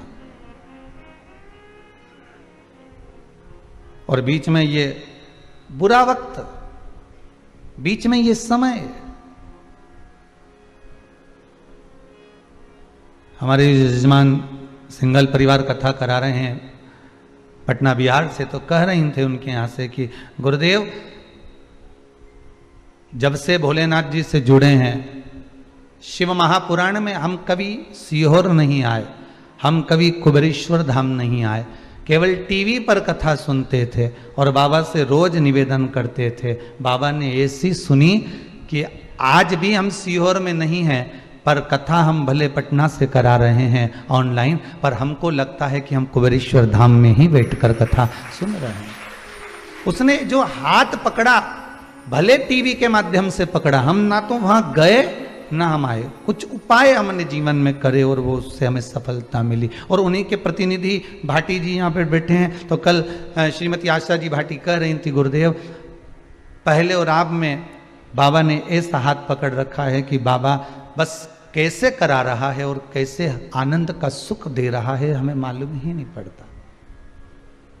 पहले का समय जो निकला और आज का जो समय है उसमें ये चमक ये दमक फुल्ल वन में महक सब कुछ सरकार तुम ही से तो है। ये किसी बच्चे ने लिखा है, पहला पर्चा ही है उसका।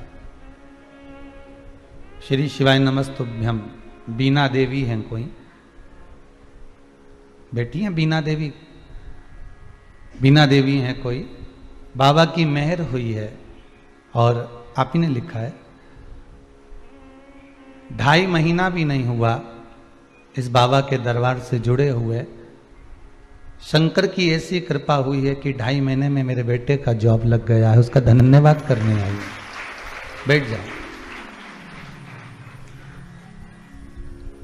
और भी बहुत सारे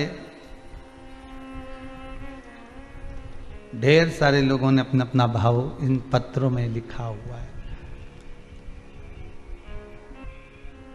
बुरा वक्त भगवान क्यों देता है? उसको क्या पड़ी जो तुम्हारे लिए बुरा सोचेगा? पर बुरा वक्त देने का उसका सुखपूर्ण जीवन में बुरा वक्त, बुरा समय, थोड़ा सा दुख की घड़ी भगवान इसलिए देता है कि अपनों में छुपे हुए गैरों को और गैरों में छुपे हुए अपनों का परिचय भगवान करा देता है। भगवान कराता है। बुरा वक्त देकर भगवान ये दिखाता है कि अपनों में कितने गैर छुपे हुए हैं, अपनों में कितने दुश्मन छुपे हुए हैं, अपनों में कितने बेरी छुपे हुए हैं।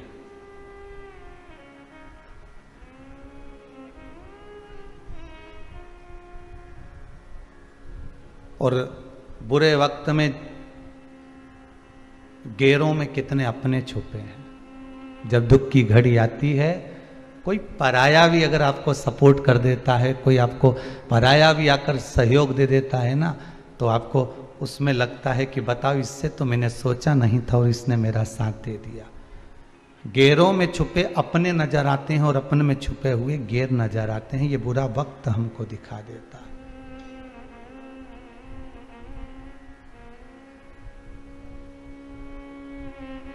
ये बुरा वक्त दिखाता।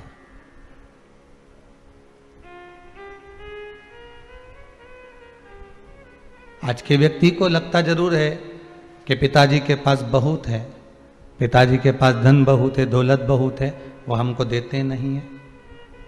हम अभी व्यापार करें, हम अभी आनंद करें, वो देते नहीं। पर नहीं, पिता जानता है कि अभी समय नहीं है।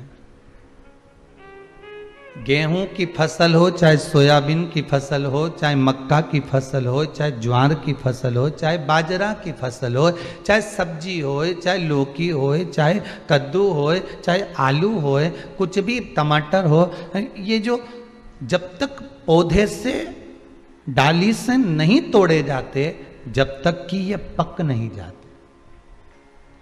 ये पक जाएंगे तो फसल को काट लिया जाएगा।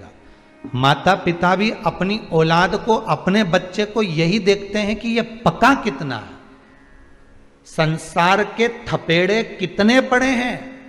जब जगत के थपेड़े पड़ते हैं तब व्यक्ति पकता है। माता पिता के थप्पड़ से व्यक्ति नहीं पकता। माता पिता ने अगर उठकर गाली दे दी, अपशब्द कर दिया, एक रख कर दे दिया, इससे बच्चा नहीं पकेगा।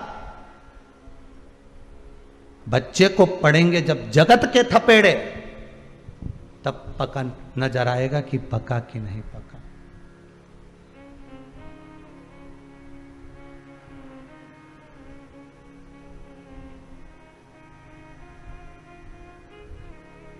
अपनों में छुपे हुए गैरों को भगवान सामने लाकर छोड़ देता है। कब? दुख की घड़ी में। जब आपके समय में सुख होगा ना, तो कजन कितने अपने हो जाएंगे। जब आपके पास सुख होगा ना, कजन कितने। एक लड़का जिसका जॉब नहीं लगा और एक लड़का उसी का जब जॉब लग गया, दोनों समय को लिख कर रख लेना बेटा,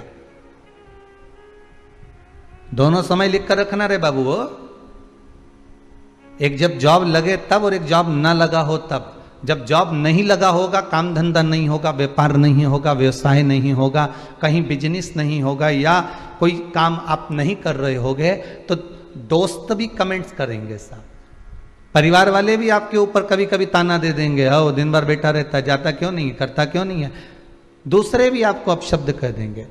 और अगर रिश्तेदारों को फोन लगाकर कहोगे कि अब लड़का बड़ा हो गया है, इसकी शादी करना है, इसके लिए कोई अच्छी लड़की देख लो, तो रिश्तेदार भी कह देंगे करता क्या है अभी यार, लड़की देख लो वो तो ठीक है, कि लड़की को भूखी मारेंगे। और क्या कहेंगे, क्या संबंध कराएंगे, कैसे कराएंगे, कुछ तो करे। और जब अब ये तो हो गया, तुम्हारा जॉब नहीं लगा, तुम्हारा काम धंधा नहीं रहा तब तक, अब काम धंधा लग गया, जॉब लग गया, सर्विस करने लगे, व्यापार करने लगे, व्यवसाय करने लगे, कहीं दुकान डाल ली, कुबेरेश्वर भंडारी की कृपा से कहीं दुकान पर बैठ गए, और बाबा ने तुम्हारे ऊपर जब करुणा कर दी, फिर तुम्हें ना तो मौसी को कहना है कि लड़की देखो, ना रिश्तेदारों को कहना है कि संबंध देखो, फिर तो उड़ उड़ के संबंध सामने आ जाएंगे साहब। ऐसा जोरदार छोरा, इतना बढ़िया, ना तो कछु खाए ना कछु पिए, इतना जोरदार व्यवहार नेचर। अब उसकी कितनी गलती दिख रही थी कि तुम्हारा छोरा तो मुंह फटे। जब जॉब नहीं लगी थी, जब कहते थे मुंह फटे, कुछ भी बोल देता है, इसमें तो अकल ही नहीं है, ये तो बेवकूफ है, ये तो ऐसा है, घर में बैठा रहता है, दोस्तों के साथ घूमता रहता है। अब उसी की वैल्यू कितनी बढ़ गई।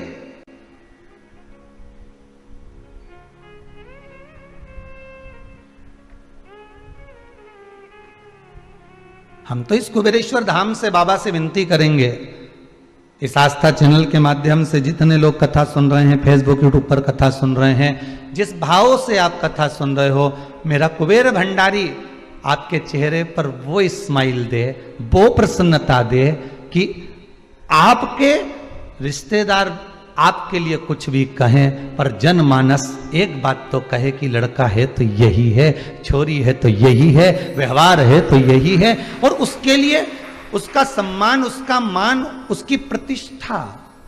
मेरा युवान बहन भाइयों से निवेदन है कि आप शंकर की आराधना तो कर कर देखो।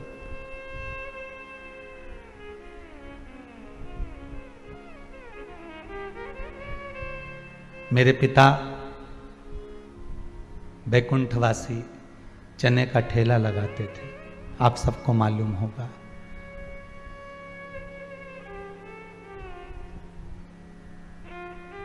पढ़ाई भी करी तो दूसरों की किताब से, दिन में वो पढ़ते थे तो रात को हम पढ़ते थे। कपड़े भी पहने तो मित्रों के पहनकर एग्जाम दिए आते थे। फीस जमा करने का समय आता था तो दिन टाल दिया करते थे।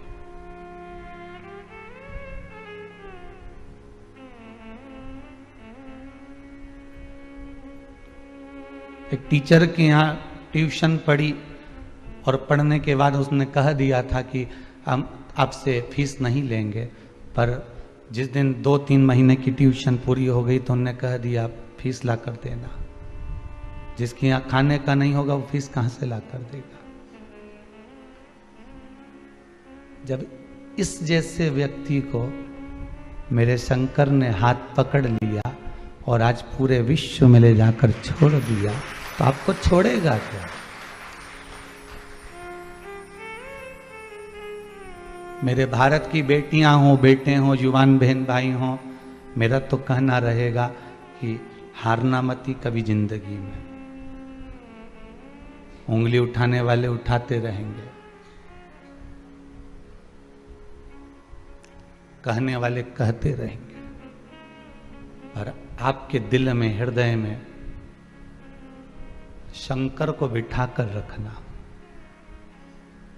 मैं ये नहीं कहता कि आपके इष्ट को आप भूल जाओ, आपके इष्ट का भी आप स्मरण करो, पर मृत्यु लोक का देव है महादेव। जो पास में होता है ना, वो बहू कितनी भी बेरी हो पर पास में होगी, दुख होगा तो यही आएगी। पूना और मुंबई वाली नहीं आएगी।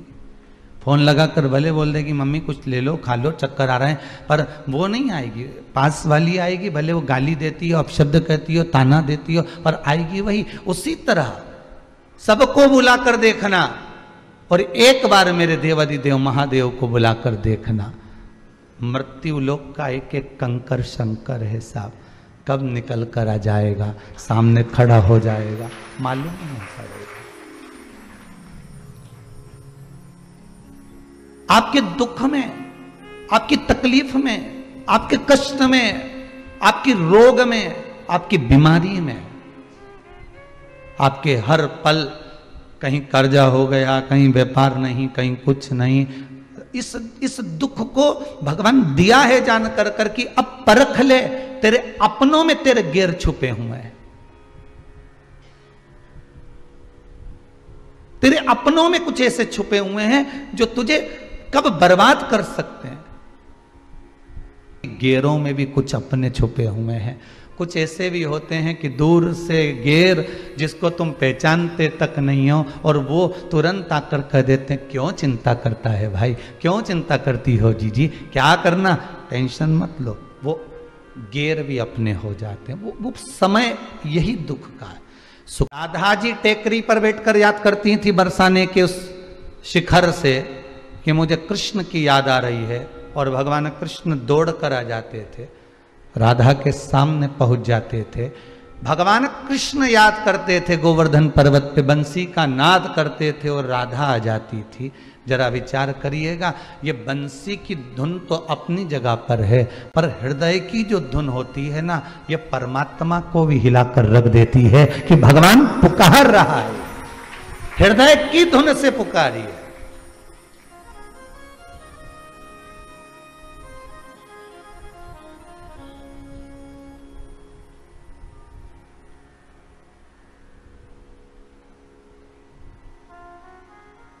हृदय की धुन से पुकारिए।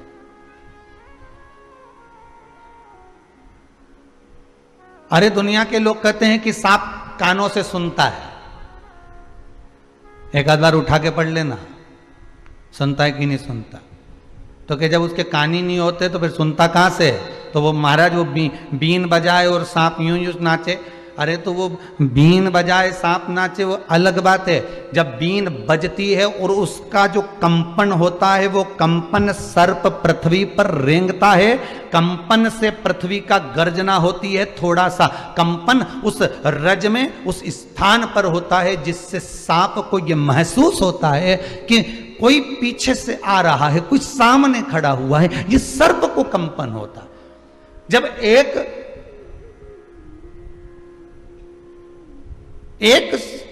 केवल बीन बजा देने से सांप में कंपन हो जाता है, तो तुम्हारे मंत्र उच्चारण से, तुम्हारे नाम उच्चारण से तुम भगवान को पुकारोगे, नाम लोगे, स्मरण करोगे, जल चढ़ाओगे, बेलपत्र चढ़ाओगे, धतूरा चढ़ाओगे, शंकर को काली तिल, काली मिर्च आदि आदि वस्तुएं आप समर्पित करोगे, तो क्या उसके भीतर कंपन उत्पन्न नहीं होगा?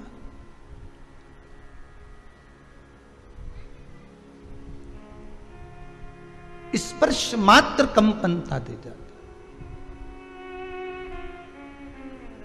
हम युवान बेटा बेटी कहते हैं गुरुजी हम मंदिर बार बार जाएं, ये तो अच्छी बात लगती है, हम मंदिर नहीं जा सकते। तो कौन कह रहे तुम मंदिर जाओ?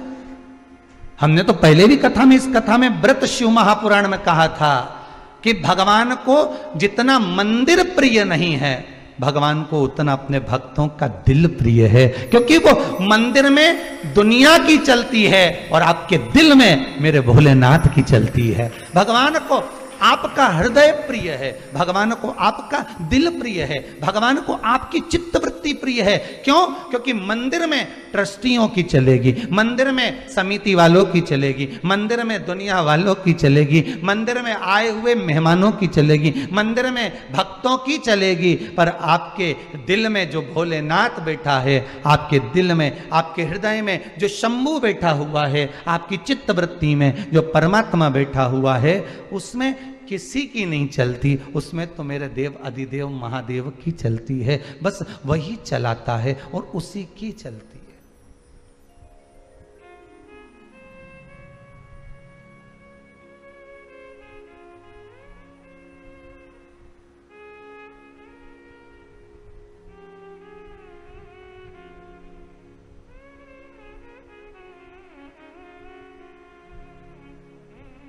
बस उसकी चलती। और किसी की। मेरे भोले तेरी नौकरी सबसे बढ़िया है, सबसे खरी। तेरे दरवाजे की चाकरी सबसे बढ़िया है, सबसे खरी। उससे बढ़िया कौन की हो सकती?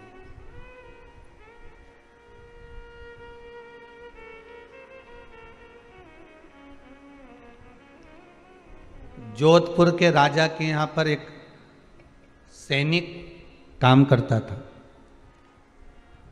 उस सैनिक काम करता था तो आगरा का राजा जोधपुर मिलने के लिए राजा के यहाँ गया, तो जोधपुर के राजा ने उठकर आगरा के राजा के सामने हाथ जोड़कर सिर नवाया।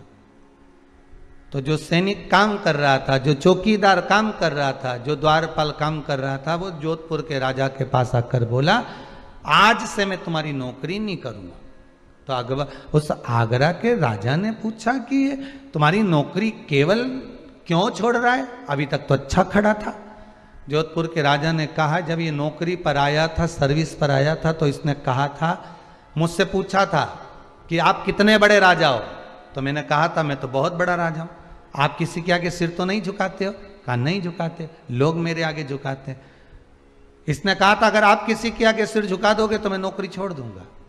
इसलिए जोधपुर का राजा कराए तो इसने मेरी नौकरी छोड़ दी। आगरा का राजा बोला, चिंता मत करो, तुम मेरे यहां नौकरी करो। तुम तो किसी के यहां सिर नहीं झुकाओगे, किसी के यहां नहीं, सबसे बड़ा राजा मैं ही हूं। उसके यहां नौकरी कर ली। उसके यहां नौकरी करी तो वो एक बार वृंदावन बिहारी जी के दर्शन करने चले गया। आगरा का राजा वहां गया तो बिहारी जी के मंदिर का दरवाजा बंद था, तो बिहारी जी के सामने उसने सिर झुका दिया। जैसे ही सिर झुकाया तो इसने कह दिया, अब तुम्हारी नौकरी भी छोड़ी। तुमने सिर क्यों झुकाया? अरे आगरा का राजा बोला, ये वो दरबार है जिसके सामने दुनिया सिर झुकाती है, तो फिर हम तुम्हारी नौकरी काहे को करें, हम तो इसी की नहीं करें। अब वो उसकी नौकरी में लग गया। अब मंदिर में नौकरी कौन देता है? कौन तनख्वाह देगा? कौन क्या देगा? तुम तो पत्ता लाए, भोजन करो, 2 रोटी पाओ और पड़े रहो, और तुम्हें जो करना है करते रहो, राम भजो, कृष्ण भजो, शिव भजो। अब मंदिर में लगा दिया बिहारी जी के बाहर दरवाजे पर चौकीदार बनकर बैठ गया, किसी को नहीं आने दे, किसी को नहीं जाने दे। अब जितने कीर्तन करने वाले ढोलक पीट पीट के निकले, अब ये तो ढोलक को पीटे, ये इनके पीट दे।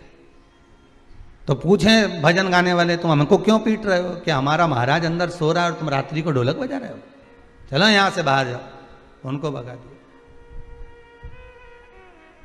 नौकरी करते करते करते करते करते करते सालों निकल गए, लोगों को मालूम ही नहीं पड़ा कि ये यहाँ पर नौकरी कर रहा है। इसको कुछ मिलता नहीं, बस भोजन मिल जाता है, कोई लाकर दे देता है मंदिर में से, कोई प्रदान कर देता है इसको लाकर। एक दिन ये बीमार पड़ गया। बीमार पड़ गया तो इसको पूरे वृंदावन के जो पंडा थे वो उन्होंने औषधि दी। तो इसने कहा, हम तुम्हारे हाथ की औषधि नहीं लेंगे।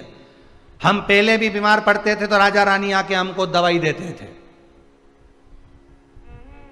जब जब हम बीमार पड़े तो राजा रानी ने आके हमको दवाई दी। राजा रानी आएंगे, दवाई देंगे, तभी हम लेंगे।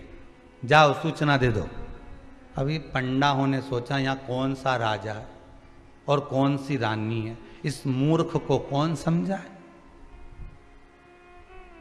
कौन समझाए इनको। इतना बीमार पड़ गया कि बेहोश बार बार होने लगा, गिरने लगा मूर्छा खाकर। आज बिहारी जी ने राधा जी को बुलाया, राधा मैं राजा बन जाता हूं, तू रानी बन जा, दोनों चलते हैं। दवाई दे रहे हैं, अपने माथे मर जाएगा। अंदर तो एक बार भी नहीं आया देखने के लिए कि यहां राजा है कि रानी है। चल, मेरा बांके बिहारी राजा बन गए, राधा रानी रानी बन गई।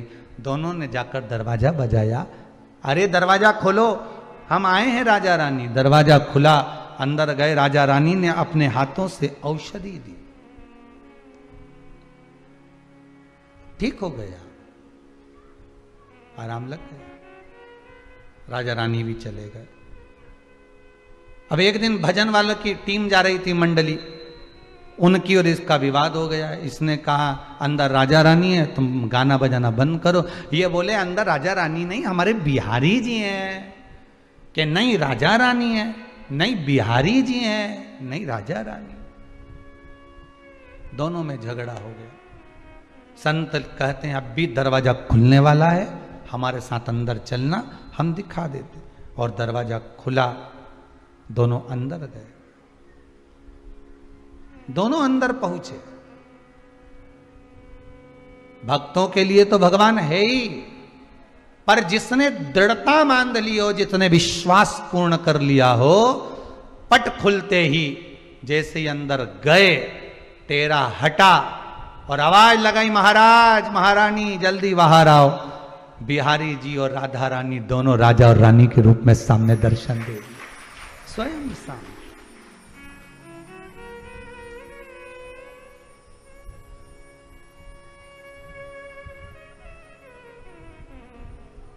विश्वास पूर्ण होगा तो क्यों ना भगवान मिलेगा। भले कुछ ना मिले, पर मेरे बोले तेरी नौकरी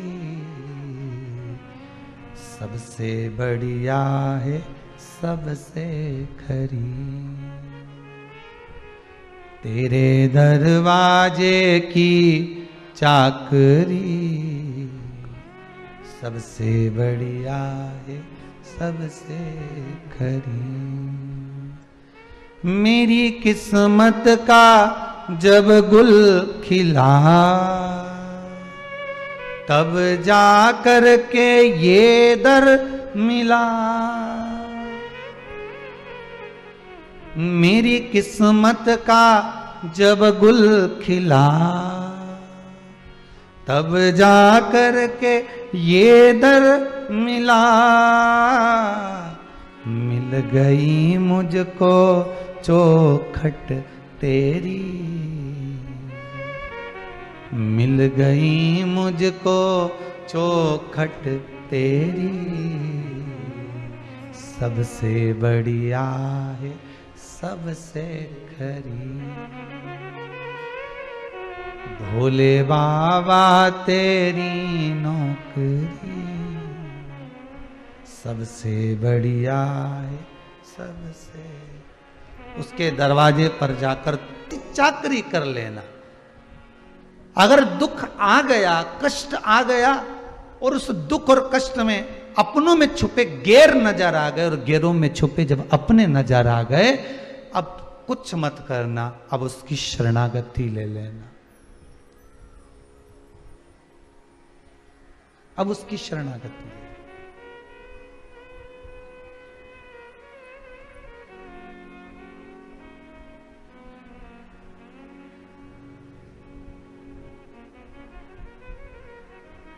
और उसकी शरणागति लेकर उसके चरणों में बैठकर दिल से आप कहते रहे। जैसे हाथ में जल का जब पात्र लेकर आप शिव मंदिर में जाते हो,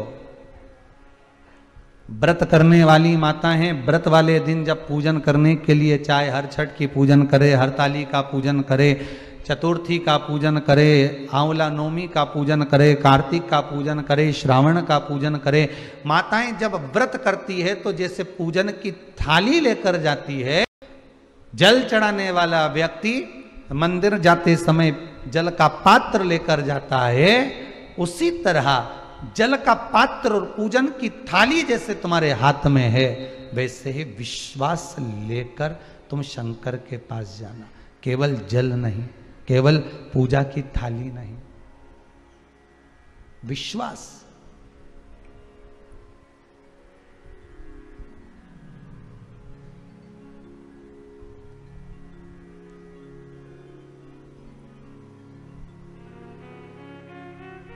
पकड़ लो हाथ त्रिपुरारी, नहीं तो डूब जाएंगे।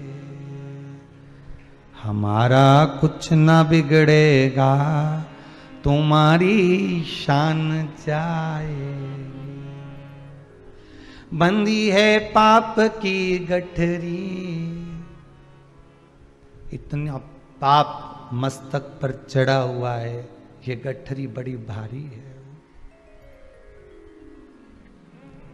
उतारो तुम ही त्रिपुरारी, दुनिया हंसी उड़ाएगी।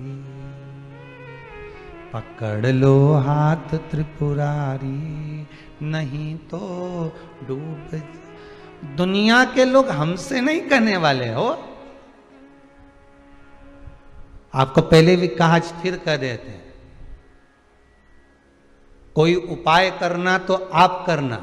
शंकर जी की पूजन बताई तो आपके लिए बताई, कोई अनुष्ठान बताया तो आपके लिए बताया। और ये सीहोर वाले महाराज पर विश्वास मत करना, क्योंकि हमारे यहाँ ना तो बेल मिले, ना बभूति मिले, ना नरियल मिले, ना कुछ प्रसाद मिले। यहाँ तो केवल विश्वास मिलता है कि शंकर की कथा में जाओगे तो विश्वास पैदा हो जाएगा, और वो विश्वास शिव से मिला देगा। आप हम पर विश्वास मत करना, आप हम पर विश्वास मत करो, मनुष्य पर कभी विश्वास मत करो।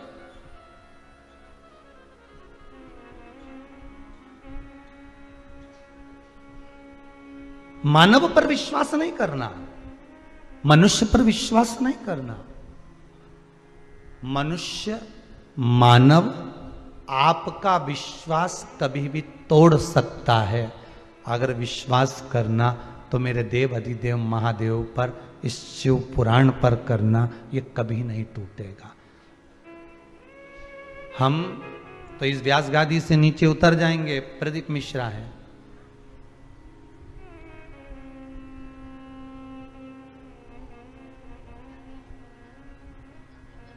हमें तो ये भी अच्छा नहीं लगता कि आश्रम पर, जहाँ पर गौशाला पर, कुबेरेश्वर धाम में कोई आते हैं और कहे गुरुजी के साथ फोटो खिंचवाना, तो हमसे खिंचवा कक्का करोगे, फोटो उसके साथ खिंचाइए।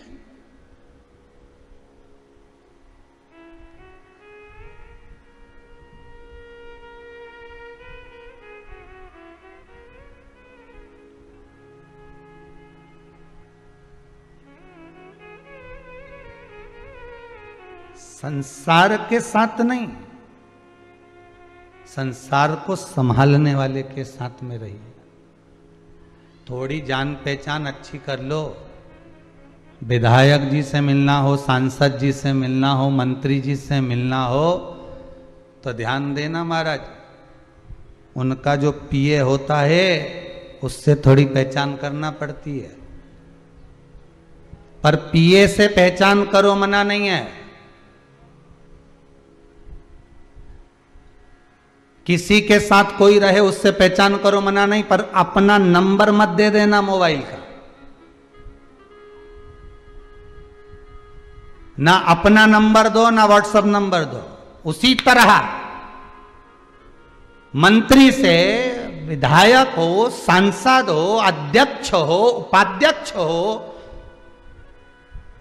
कोई महंत, कोई संत हो, कोई कथाकार हो, कोई वक्ता हो, अगर संपर्क करना है तो आप उनसे करें। डायरेक्ट शंकर से ही संपर्क रखना, ये नीचे वालों से नहीं। नीचे वालों से संपर्क रखोगे तो ये दिन भर तुमको लूटते रहेंगे। हम तुमको एक मोली बना के दे देंगे, लाओ 500, हम तुम्हारा ये काम कर देंगे, लाओ नरियल, हम तुम्हारा ये कर देंगे, लाओ 200। ऊपर वाला कभी नहीं लेता तुमसे। किसी पुराण में, किसी शास्त्र में कहीं लिखा हो कि भगवान ने लिखकर भेजा हो कि तुम मुझे 500 रुपए का पेड़ा चढ़ाना, तब जाकर मैं तुम्हारी मनोकामना पूर्ण करूंगा। शिव महापुराण में किसी जगह पर नहीं लिखा। ये तो नीचे वाले 500 लिया हो। ये तुमने जो नंबर बांटा है ना, ये तुमने जो नंबर दिया है ना पीए को, ये जो नीचे वाले को जो नंबर दे देते हो ना असिस्टेंट को, ये नंबर देना गलत है। ये व्हाट्सएप नंबर देना गलत, ये नंबर देना गलत, इनको फेसबुक, इनको यूट्यूब पर जोड़ना गलत। डायरेक्ट जुड़िए। शिव महापुराण की कथा बस एक काम कर रही है। आज जो पूरा विश्व शंकर का हो गया, वो एक काम करा है शिव पुराण ने, इसने डायरेक्ट जोड़ दिया। बीच में कोई रहा ही नहीं है कि 500 यहां देना। दुनिया के लोगों को दुख तो यही हो रहा है कि हमारा 500 क्यों जा रहा है। ये डायरेक्ट जोड़ रही है, डायरेक्ट। बीच में कोई नहीं है, कोई नहीं, क्योंकि अंतिम क्षण जब व्यक्ति का होता है, अंतिम क्षण में कोई बीच में होता है नहीं। तुम्हारा काका जी आके बोल दे यमराज से इसके मत ले जाओ छोरा के, मुझे उठा ले जा, बीच वाला बोल दे। जब शादी संबंध हो, ईमानदारी की बात बोलना, आपने भी बहुत शादी संबंध कराए होंगे, शादी संबंध होता है तो उसमें बीच वाला होता है, बोलो होता है कि नहीं होता? मामा काका फूफा नाना नानी जो भी होगा, बीच में कोई होगा जिसने लड़का बताया होगा, जिसने लड़की बताई होगी। शादी संबंध अच्छा निभ जाए तो कोई बात नहीं, ने बीच वाले ने अच्छा करा, और जरा सा शादी संबंध गड़बड़ हो गया तो सबसे पहले पल्ला झाड़ता है तो बीच वाला ही झाड़ता है। हमने कहा था कि तुमको, हम लेकर गए थे कि तुमको, वो तो तुम्हारे छोरे की शादी नहीं हो रही थी, हमने बता दिया। हमारे माथे मत आना कि ऐसी छोरी निकल गई, नहीं ऐसा छोरा निकल गया, हमारे मत। सबसे पहले पल्ला झाड़ेगा तो बीच वाला झाड़ेगा। उसी तरह जिसको तुमने नंबर दिया, जिसको तुमने व्हाट्सएप नंबर दिया, जिसको तुमने मोबाइल नंबर दिया और पीए को देकर रहेगा, बस वही पल्ला पहले झाड़ेगा। हमने थोड़ी ना किया था, हमने तो बस डोरा बना के दे दिया था, अब हमें क्या मालूम। तो उन्हें तो डोरा दिया, उन्हें तो नरियल दिया। ऐसा कजन कितना नरियल तो तुम्हारे घर में चारों तरफ टंग गया, चारों तरफ। जब दरवाजे से अंदर प्रवेश करो तो इतनी सारी सारी पूड़ियाँ ही मिलती रहे, कहीं इधर लोम की, कहीं इधर से, कहीं इधर की। जब दिवाली पे लिपाई पुताई हो तो ढेर सारा तो माल इकट्ठा। ने फोन लगा के पूछे, सियोर वाला महाराज से पूछो, ये हमारे, हम वहां गए थे तो वहां से भी लिया था, हम वहां से गए थे वहां से भी लिया था, इतना सारा इकट्ठा कर लिया। इनका विसर्जन कब करें? तो हमने कब, जब तुम्हारा होगा, जब इसके साथ कर देना। इतना गंडा डोरा बांध के रखा, ढेर लाल कपड़ा में यहां बांध दिया, मट पोटली बांध दी। जब जब बीच के चक्कर में रहोगे तब तब तकलीफ।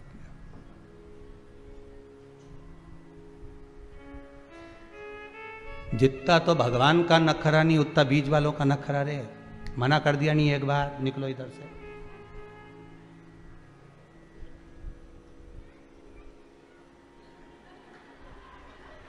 अरे बोलो तो, बोल देना चाहिए, दिल की बात तो बोल देना चाहिए। शंकर की कथा चल रही है, अलमस्त होकर सुनो। शिव महापुराण है, शंकर की कथा है, ये दिल की कथा है। बीच वाला, चलो उधर चलो, साहब हमें मंत्री जी से मिला, अभी टाइम नहीं है, बोला था ना इतनी बजे मिलेंगे, चलो साहब हमें ऐसा। और अंदर से मंत्री जी डायरेक्ट निकल के, तो क्यों रोका इसको, क्यों बोला ऐसा, चलो कोई बात नहीं, हो जाएगा काम जी। बस शंकर से डायरेक्ट संबंध बनाइए। सियोर वाला महाराज भी बीच में नहीं आना चाहिए। यहां तो केवल शिव पुराण है, शिव पुराण की सीढ़ी बना लो। सीढ़ी मतलब शंकर की कथा जो तुम्हारे श्रवण में गई है, वो सीढ़ी का काम कर रही है, रस्सी का काम कर रही है, और तुम्हें शंकर तक लेकर चली गई है। वो सीढ़ी कथा को बना लो कि मैंने कथा में सुना था, मैंने कथा में स्मरण किया था कि ये कर दूंगी तो शिव मेरा कार्य कर देगा, शंकर मेरा हो जाएगा। बस वही सीढ़ी हमें बनाना, विश्वास की सीढ़ी।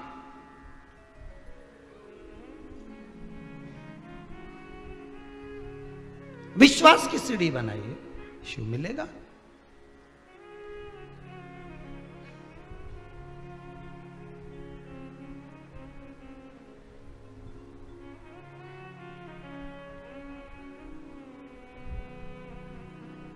और विश्वास की सीढ़ी जब लग गई तो शिव तत्व मिला, शिव तत्व मिला। कार्तिक महत्तम की कथा कहती है, शालिग्राम भगवान के सामने, तुलसी जी के क्यारे के सामने, शिव मंदिर के सामने, नारायण मंदिर के सामने, रामकृष्ण मंदिर के सामने, नदी, तालाब, सरोवर, कुंड, बावड़ी, कुआं के पास में, तीर्थ में, कार्तिक महीने में जब दीप का दान किया जाता है, दिया जलाया जाता है, तो व्यक्ति कितना भी पाप कर्म करा होता है, सारे पाप से मुक्त होकर भगवान के धाम की ओर अग्रणी हो जाता है। कार्तिक का व्रत कैसे करना चाहिए? तो शास्त्र कहता है, चाहे आप फलहार से करो, चाहे आप भोजन से करो, जो आपकी चित्तवृत्ति, आपका शरीर बन जाए उसके अनुसार करना। पर सबसे प्रबल नियम है आपका दीप का दान। सबसे प्रबल। ऐसा कार्तिक के महत्व का वर्णन करते हुए कार्तिक का उद्यापन घर के अंदर ही भगवान का सुंदर पूजन व्रत करते हुए यज्ञादिक विद्वान ब्राह्मण को बुलाकर कराकर दक्षिणादिक वस्त्रादिक देकर विदा करें, भोजन कराएं, इस तरह से करें। आगे जो शिव महापुराण में 12 ज्योतिर्लिंग का चरित्र कहा गया है उसका स्मरण करते हैं। भगवान शिव औघड़दानी, त्रिकालदर्शी, कैलाशी, अविनाशी, भूत भावन भूतेश्वर, मेरे करुणा सागर शंकर का सुंदर चरित्र कहता है महाराज। भगवान 12 ज्योतिर्लिंग के रूप में विराजमान हुए हैं। पहले चंद्र को काया का रोग हुआ और उस काया के रोग से चंद्र को भगवान शिव ने श्रेष्ठ कराया, भगवान सोमेश्वर महादेव बने। मल्लिकार्जुन भगवान शंकर और पार्वती अपने पुत्र कार्तिकेय जी को मनाने के लिए पहुंचे। भगवान शिव और पार्वती आनंद के साथ विराजमान होते हैं और सुंदर भाव से आनंद से भगवान शंकर और पार्वती श्री सेलम में रहकर मल्लिकार्जुन के रूप में विराजमान हुए। अगला वर्णन आया है श्री महाकाल जी का। तुमरुका जी से चंचुला देवी ने निवेदन करा है कि मुझे महाकाल भगवान का जो पावन कथा का चरित्र है उसका स्मरण कराइए। तब दूषण नाम के राक्षस के लिए भगवान कालों के काल बनकर आए। काशी, उज्जैनी और केदार, काशी, उज्जैनी, केदार, ये तीनों को रुद्राक्ष पर और त्रिशूल पर और बेलपत्री पर बसा हुआ बताया जाता। किस किस को? काशी, उज्जैनी और केदार। महाकाल, काशी और केदार।